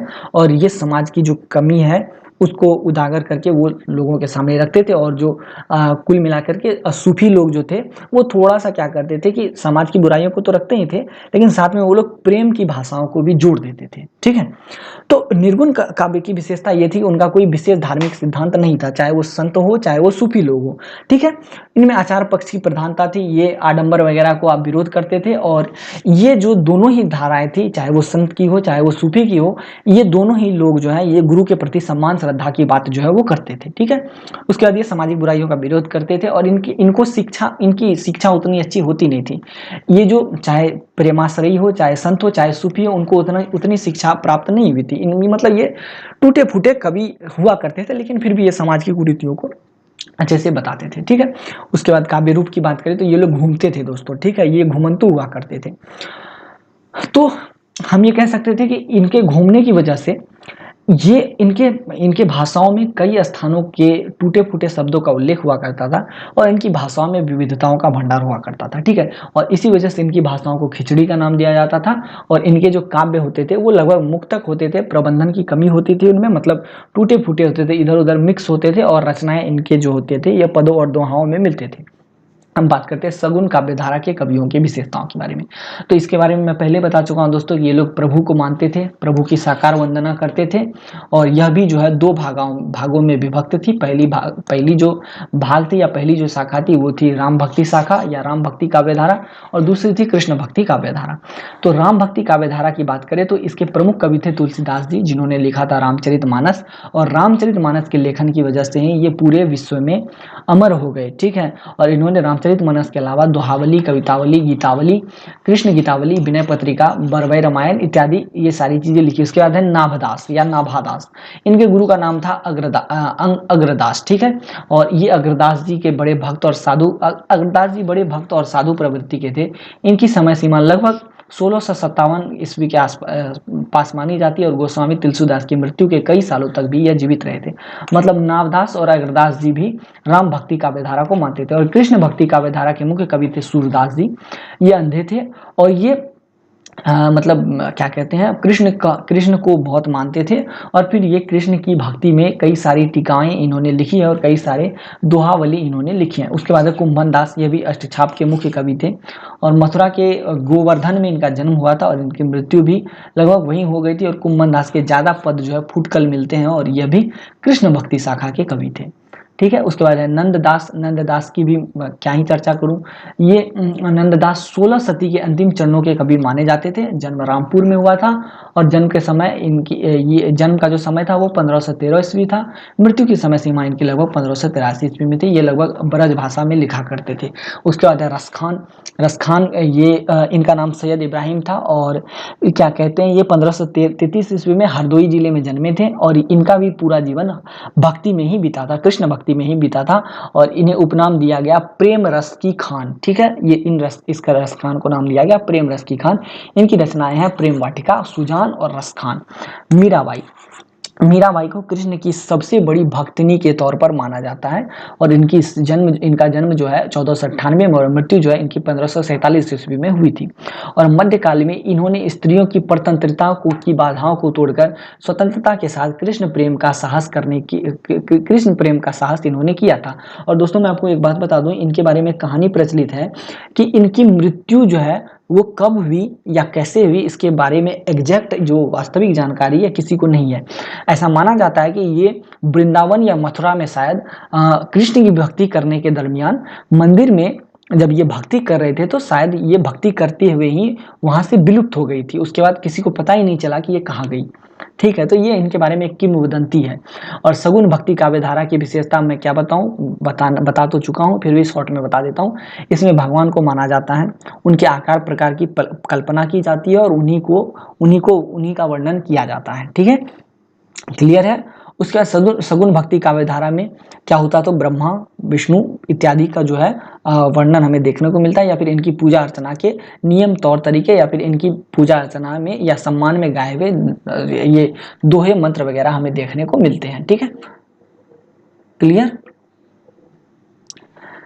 चलिए अब आगे बढ़ते हैं, देखते हैं इसमें और कुछ बताने लायक है ही नहीं जो मैं आपको बताऊं। चारण अथवा भाट कौन थे, ये अगला प्रश्न है, ये मैं आपको बता देता हूं। देखिए दोस्तों, चारण और भाट के बारे में मैं आप लोगों को पहले भी बता चुका हूं, जब मैं सबसे पहले प्रश्न की चर्चा आप लोगों से कर रहा था। चारण परंपरा के बारे में मैंने आप लोगों को बताया था। तो चारण क्या थे? तो चारण एक जनजाति थी या जाति थी जो राजस्थान, सिंध, गुजरात और अभी भी ये जाति मौजूद है। गुजरात, मध्य प्रदेश, महाराष्ट्र, हरियाणा और बलूचिस्तान में ये लोग निवास करते थे और संभवतः अभी भी ये निवास करते हैं। और ऐतिहासिक रूप में अगर हम देखें तो चारण जो है वो कवि और इतिहासकार होते थे और घूम घूम कर ये कविता, कहानी और इतिहास की घटनाओं का वर्णन किया करते थे। और साथ में ये योद्धा और जादूगर भी हुआ करते थे। और चारण जो है वो सैन्य, क्षत्रपों, इतिहासकार, कृषि विशेषज्ञों व व्यापारियों के रूप में प्रसिद्ध थे। और अगर हम मध्यकालीन भारत की बात करें तो ये लगभग राजपूत राज्यों में मंत्री, मध्यस्थ, प्रशासक, सलाहकार और योद्धाओं के रूप में कार्य किया करते थे। और शाही दरबारों में कभी राजा का पद इनके लिए जो है आरक्षित हुआ करता था। ठीक है, क्लियर है। और ऐतिहासिक रूप से इन्हें दैवीय माना जाता था और इनको अगर कोई हानि पहुंचाई जाती थी तो ऐसा माना जाता था कि इनको हानि पहुंचाना मतलब गौ हत्या और ब्रह्म हत्या के समान एक अपराध का करना। ठीक है। और संस्थागत और धार्मिक रूप से स्वीकृत सुरक्षा के साथ ये व्यवहार स्वरूप निडर होकर शासकों और उनके दुष्कृत्यों की आलोचना करते थे और शासकों के बीच राजनीतिक विवादों का निपटारा भी ये करते थे। ठीक है। और चारण के संदर्भ में अगर हम बात करें तो इनके संदर्भों का उल्लेख हमें रामायण में भी देखने को मिलता है, ऋग्वेद में भी देखने को मिलता है, महाभारत, श्रीमद् भागवत गीता में भी इनका उल्लेख हमें देखने को मिलता है। प्राचीन काल के संस्कृत के महान कवि नाटककार कालिदास ने भी अपने शास्त्रीय नाटकों में चारण की प्रमुखता के बारे में या चारण के बारे में अच्छे से लिखा है। जो चारण परंपरा जो है इसके बारे में तो मैं बता ही चुका हूँ। चारण परंपरा बताना क्या, ऐतिहासिक युग में ऋषि संस्थान के रूप में आरंभ हुई। चारण परंपरा स्टार्टिंग कब से हुई? जब ऋषि वगैरह नदी और वन हिमालय के आसपास जाकर के रहने लगे और फिर राजकुमार के आश्रमों का संचालन करने लगे और फिर ज्ञान वगैरह जो बांटने लगे, तो यही चारण परंपरा कहलाई जाने लगी। ठीक है। चारणों का अपना एक लंबा इतिहास रहा है और चारणों का साहित्य लेखन में विशेष योगदान भी रहा है। तो मेरे ख्याल से आप लोग इन सभी बातों को समझ गए होंगे। अब अगले क्वेश्चन पे चलते हैं। बखरी अथवा बखार क्या है? तो देखिए दोस्तों, बखरी अथवा बखार जो है गद्य में लिखा गया एक आख्यान रूप है। ठीक है। बखरी मराठी गद्य में लिखे गए ऐतिहासिक आख्यान का एक रूप है। बखर मध्यकालीन मराठी साहित्य की प्रारंभिक विद्याओं में से एक है। मतलब बखर जो है लिखने की एक शैली है जो कि मराठी साहित्य को लिखने में इस्तेमाल की जाती थी स्टार्टिंग में, बाद में इसका इस्तेमाल व्यापक पैमाने पर इतिहास लिखने में किया गया। ठीक है। अब देखिए, ये जो बखर है ये मतलब कई सारे बखर लिखे गए और इसमें सबसे महत्वपूर्ण है मराठा शासक शिवाजी महाराज के कार्यों का वर्णन। इतिहास में मराठा दृष्टिकोण को दर्शाने के लिए बखरों को मूल्यवान संसाधन माना जाता है, लेकिन इसमें मिथ्याकरण मतलब झूठ की बातें भी बहुत सारा है और अलंकार मतलब बढ़ा चढ़ा करके बातें भी लिखी गई है और कई सारे तथ्य ऐसे हैं जो कि मतलब फेक लगते हैं, मतलब गलत लगते हैं। तो इस वजह से इस बखर की आलोचना भी होती है। ठीक है। अधिकांश विद्वान ये मानते हैं कि ये जो शब्द बखर है यह एक अरबी मूल का शब्द है जो कि खबर से आया है, मतलब जानकारी। ठीक है। और लेकिन एसएन जोशी का मानना है कि यह एक फारसी शब्द खैर या बखैर से आया है जिसका मतलब है ऑल इज वेल, सब बढ़िया है। ठीक है।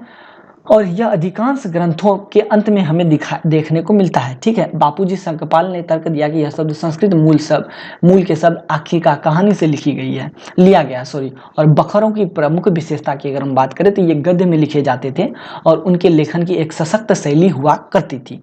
ठीक है। मेरे ख्याल से आप लोग इन सभी को समझ गए होंगे। और ये जो बखर हुआ करते थे इसमें हमें अक्सर मराठा देशभक्ति की अपील देखने को मिलती है। तो ये सब भी क्लियर हो गया। अब बात करते हैं बुरंजी क्या है। बुरंजी के बारे में भी मैं आपको बता देता हूं दोस्तों। हाँ, तो बुरंजी देखिए दोस्तों, एक तरीके से असमिया भाषा में लिखी हुई ऐतिहासिक कृतियां हैं। ठीक है। ये जो है ना, ये भारत जो है ना, भारत का हम अगर उत्तर पूर्वी क्षेत्र देखें, ये वाला सबसे उत्तर पूर्वी हिस्से में देखें जहाँ पर असम है, सिक्किम है, उसके बाद ये आपको क्या कहते हैं मिजोरम है, नागालैंड वगैरह है। तो जहाँ पर अभी वो मणिपुर मॉब लिचिंग ये सब जो चल रहा है अभी, मतलब पूरा दंगा फसाद जो चल रहा है, तो वही इलाका का उसी इलाका के आसपास एक वंश हुआ करता था, अहोम राजवंश। ठीक है। तो अहोम राजवंश ने ही इस तरीके के बुरंजी की शुरुआत की थी और ये बुरंजी असमिया भाषा में लिखी हुई ऐतिहासिक कृतियां हैं। ठीक है। और इसमें जो है ना, इन बुरंजियों में अहोम राजवंश के पुरातत्व लेखों का उल्लेख हमें मिलता है। अहोम राजवंश की जानकारी हमें इन बुरंजियों से प्राप्त होती है। और जो प्रथम बुरंजी है इसकी रचना असम के प्रथम शासक राजा सुकफा नाम था शायद, राजा सुकफा के आदेश पर लिखी गई थी। मतलब प्रथम बुरंजी की जो रचना है वो प्रथम असम के प्रथम राजा सुकफा के आदेश पर लिखी गई थी, जिन्होंने असम राज्य की स्थापना की थी। आरंभ में इन बुरंजियों की रचना अहोम भाषाओं में होती थी। कालांतर में यही अहोम भाषा जो है बदल करके असमिया भाषा में बदल गई, और फिर इन्हीं भाषाओं में इन ऐतिहासिक बुरंजियों का जो लेखन जो है आरंभ हुआ। और इन बुरंजियों में अहोम राज्य की प्रमुख घटनाओं जैसे युद्ध, संधि, राज्य घोषणा, राजदूत, राज्यपाल के विविध कार्य, शिष्टमंडल के आदान प्रदान आदि का उल्लेख जो हमें देखने को मिलता है। और इन बुरंजियों में राजा तथा मंत्री के दैनिक कार्यों का विवरण भी हमें देखने को मिलता है। ठीक है, और इन बुरंजियों में घटनाओं का सरल चित्रण जो है वो हम देखते हैं। और इन कृतियों की भाषाओं में अलंकारिता का अभाव, मतलब बढ़ा चढ़ा करके बातें भी इसमें लिखी गई है। ठीक है, अब देखिए बुरंजी जो है यह राष्ट्रीय असमिया साहित्य का एक अभिन्न अंग है। गदाधर सिंह के राजत्व काल में पूर्णी असम बुरंजी का निर्माण हुआ, जिसका संपादन हेमचंद्र गोस्वामी ने किया है, और पूर्वी असम की भाषा में इन बुरंजियों की रचना हुई है। ठीक है, बुरंजी मूलतः एक टाई शब्द है जिसका अर्थ होता है अज्ञात कथाओं का भंडार। इन बुरंजियों के माध्यम से हमें असम प्रदेश की एक अच्छी खासी जानकारी मिलती है मध्ययुगीन समय की। और बुरंजी साहित्य के अंतर्गत कामरूप बुरंजी, कछारी बुरंजी, अहोम बुरंजी, जयंतिया बुरंजी, बेलियार बुरंजी के नाम अपेक्षाकृत जो है अधिक प्रसिद्ध है। तो मेरे ख्याल से अब आप लोग इन सभी बातों को समझ गए होंगे दोस्तों, इतना क्लियर है। अगला प्रश्न है जियाउद्दीन बर्नी का इतिहास से क्या संबंध है, स्पष्ट कीजिए। ठीक है दोस्तों, ये जो जियाउद्दीन बर्नी थे ये प्रसिद्ध इतिहासकार व राजनीतिक विचारक थे, और ये मोहम्मद बिन तुगलक व फिरोज शाह के काल में भारत में रहे थे। और इनकी प्रसिद्ध कृति है तरीके फिरोज शाही। और ये जो जियाउद्दीन बर्नी थे ये शेख निजामुद्दीन औलिया के भक्त व अमीर खुसरो के मित्र थे। और तरीके फिरोज शाही में उन्होंने सुल्तान बलबन से लेकर के सुल्तान फिरोज के राज्यकाल के प्रथम 6 वर्षों तक का इतिहास जो है लिखा है। और बर्नी ने इस्लामिक राज्य पर बल दिया था, और इन्होंने रचनाएं लिखी फतवाए जहांगीरी, तारीखे फिरोज शाही, सलाते कबीर और हसरतनामा वगैरह। ठीक है, चलिए अब आगे बढ़ते हैं। और इन्होंने और भी रचनाएं लिखी जैसे सनाए मोहम्मदी, इनायत नमाए इलाही, उसके बाद मासर ए सदात। और मुस्लिम शासकों का कौटिल्य जो है इस जियाउद्दीन बर्नी को कहा जाता था। और जियाउद्दीन बर्नी ने फतवा ए जहांदारी का लेखन किया था, और इसे कौटिल्य के अर्थशास्त्र की भांति ही इन्होंने लिखा था। इसी वजह से इसे कौटिल्य के अर्थशास्त्र की भांति माना जाता है, जिसमें उन्होंने यह कहा था कि मुस्लिम शासक को कुरान और शरीयत के सिद्धांतों का पालन करना चाहिए। उसे एक रूढ़िवादी और कट्टरवादी विचारक माना जाता है। मतलब ये जो बर्नी थे इनको रूढ़िवादी और कट्टरवादी विचारक के रूप में जाना जाता है। और बर्नी के राजनीतिक सिद्धांत की बात करते हैं अब हम। बर्नी दिल्ली सल्तनत, अलाउद्दीन खिलजी, मोहम्मद बिन तुगलक और फिरोज शाह तुगलक के शासन काल के दौरान लेखन कर रहा था। बर्नी जो है वो कब लेखन कर रहा था, जब अलाउद्दीन खिलजी शासन कर रहे थे, मोहम्मद बिन तुगलक शासन कर रहे थे और फिरोज शाह तुगलक शासन कर रहे थे। और ये जो बर्नी थे जियाउद्दीन बर्नी, इनका प्रभाव जो है इन सभी शासकों पर था। और बर्नी भारत में मुस्लिम साम्राज्य के प्रवक्ता थे। बर्नी के राजनीतिक सिद्धांत के प्रमुख लक्ष्य थे। उनका कहना था कि साम्राज्य के संगठन को अत्यंत सुदृढ़ कैसे बनाया जाए। उनका ऐसा मानना था कि जो भी हो सके वो करना चाहिए। और राज्य शक्ति को कैसे जनहित में लाया जाए, मतलब राजा कितना शक्तिशाली हो, राज्य शक्ति के लिए वैधता और लोकप्रियता कैसे प्राप्त किया जाए, ये सब उनके राजनीतिक सिद्धांत थे। ठीक है, और इन लक्ष्यों की पूर्ति हेतु वो विस्तृत सुझाव जो है अपनी पुस्तक में देते हैं, जिन्हें वो फतवा जहांगीरी के नाम से पुकारते हैं। ठीक है, और आदर्श शासक के विषय में अगर बर्नी के विचारों की हम चर्चा करें तो हम ये पाते हैं कि बर्नी महमूद गजनबी को एक आदर्श शासक मानता था और उसे सच्चा बादशाह कहता था। और बाद के बादशाहों को उसने महमूद की संतान के रूप में बताया है। और बर्नी एक कट्टर मुसलमान था। उसकी दृष्टि में जो सुल्तान काफिरों का विनाश करता था वही आदर्श था। ठीक है, और वास्तविक शासक ईश्वर है, और तथा अन्य सांसारिक बादशाह तो ईश्वर के खिलौने हैं। मतलब वास्तविक शासक ईश्वर है, बाकी जो बादशाह वगैरह है वो ईश्वर के खिलौने हैं, और बादशाही खुदा की नियामत है। ये ऐसा मानना था। किसका मानना था? जियाउद्दीन बर्नी का। और बादशाही उसी समय तक स्थापित रह सकती है जब तक कि बादशाह पर लोगों का विश्वास हो। ठीक है, और राजनीति और नैतिकता की बात करते हैं तो जो जियाउद्दीन बर्नी थे उनका मानना था कि शासक को व्यक्तिगत एवं राजनीतिक दोनों जीवन में नैतिक और धार्मिक आचरणों का प्रयोग करना चाहिए। और इसका उल्लेख कुरान और शरीयत में है, परंतु उसने यह भी कहा कि आवश्यकता पड़ने पर उसे नैतिक और धार्मिक साधनों का प्रयोग करना चाहिए, नैतिक और धार्मिक साधनों का परित्याग कर देना चाहिए, मतलब छोड़ देना चाहिए। और उसके साथ उसके जगह पर कठोरता को अपनाना चाहिए ताकि राज्य की सुरक्षा संभव हो सके। और उनके विचार कल्याण कल्याणकारी राज्य के बारे में क्या थे वो भी मैं आप लोगों को बता देता हूँ। देखिए, बर्नी के अनुसार सुल्तान का मूल कार्य होता है प्रजा का कल्याण करना। उनके अनुसार शरीयत में यह उल्लेखित है कि वो धरती पर ईश्वर के प्रतिनिधि हैं, इसलिए उन्हें आम जनता की भलाई करनी चाहिए। ठीक है, अब आगे देखते हैं, कुलीनता की बात करते हैं। देखिए, बर्नी के अनुसार सुल्तान को अपने सहायक या कुलीनों का चयन करते समय निम्नलिखित बिंदुओं पर ध्यान रखना चाहिए। जैसे उच्च कुलीन खानदान में पैदा हुआ हो कोई व्यक्ति वही दरबार में रह सकता है, या व्यक्तिगत और राजनीतिक रूप से सुल्तान के प्रति निष्ठा रखता हो तो वह भी दरबार में रह सकता है। ठीक है, वह उच्च राज्य के लिए निर्णय ले सके, उचित राज्य के लिए निर्णय ले सके, ऐसे व्यक्ति को ही दरबार में जगह दी जा सकती है। उचित राजनीतिक निर्णय लेने उसमें ईश्वर का भय हो, इतिहास का ज्ञान हो और राज्य की जानकारी भी हो, तो ऐसे व्यक्ति को हम क्या कर सकते हैं, तो क्या कहते हैं, दरबार में रख सकते हैं। और विधि के शासन की अगर हम बात करते हैं तो बर्नी ने शासन को दो रूपों में विभाजित किया, पहला शरीयत और दूसरा जवाबित। शरीयत वैसा नियम है जो कि पैगंबर साहब की शिक्षा एवं आचरण पर आधारित है, जबकि जवाबित सुल्तान द्वारा बनाई गई विधियां हैं और ये व्यवहारिक परिस्थितियों के लिए उपयोगी है, जिसका उल्लेख शरीयत में नहीं है। परंतु बर्नी ने यह भी कहा कि जवाबित का निर्माण उसी बिंदुओं को ध्यान में रखना चाहिए, रखकर करना चाहिए जो कि शरीयत के साथ रहे, मतलब शरीयत के विरोध में न जाए, और इससे आम लोगों के भी सुल्तान की निष्ठा बढ़े, और इसका आधार शरीयत में ही होना चाहिए। ठीक है, अधिकारी तंत्र, मतलब बर्नी के अनुसार अधिकारी तंत्र कैसा होना चाहिए, तो बर्नी के अनुसार शासन के संचालन और राजस्व एकत्रित करने के लिए नौकरशाही व्यवस्था का प्रयोग होना चाहिए, जिसके लिए केंद्र, प्रांत तथा गांव को इकाई माना जाए। नौकरशाही का सबसे प्रमुख पद वजीर का होना चाहिए, जिसका कार्य राजस्व वसूलना हो, जिसे आजकल प्रधानमंत्री कहते हैं, और वजीर की सहायता से नायब, मुंसिफ, मुमालिक, मुस्तवादी इत्यादि को काम करना चाहिए। और केंद्र सरकार को दीवाने वजरात की उपाधि दी जानी चाहिए, जिसका प्रधान वजीर होना चाहिए। न्यायिक प्रणाली की बात करते हैं तो बर्नी के अनुसार न्यायालय को दो भागों में सिविल और आपराधिक क्षेत्रों में विभाजित किया गया, और न्यायाधीशों की नियुक्ति सुल्तान खुद करते थे, और ये स्वयं अपील का सर्वोच्च न्यायालय था। मुख्य न्यायाधीश को काजी उल कुज्जत कहा जाना चाहिए और कहा जाता भी था, जबकि प्रांतीय न्यायाधीश को सदर उल मुल्क कहा जाना चाहिए।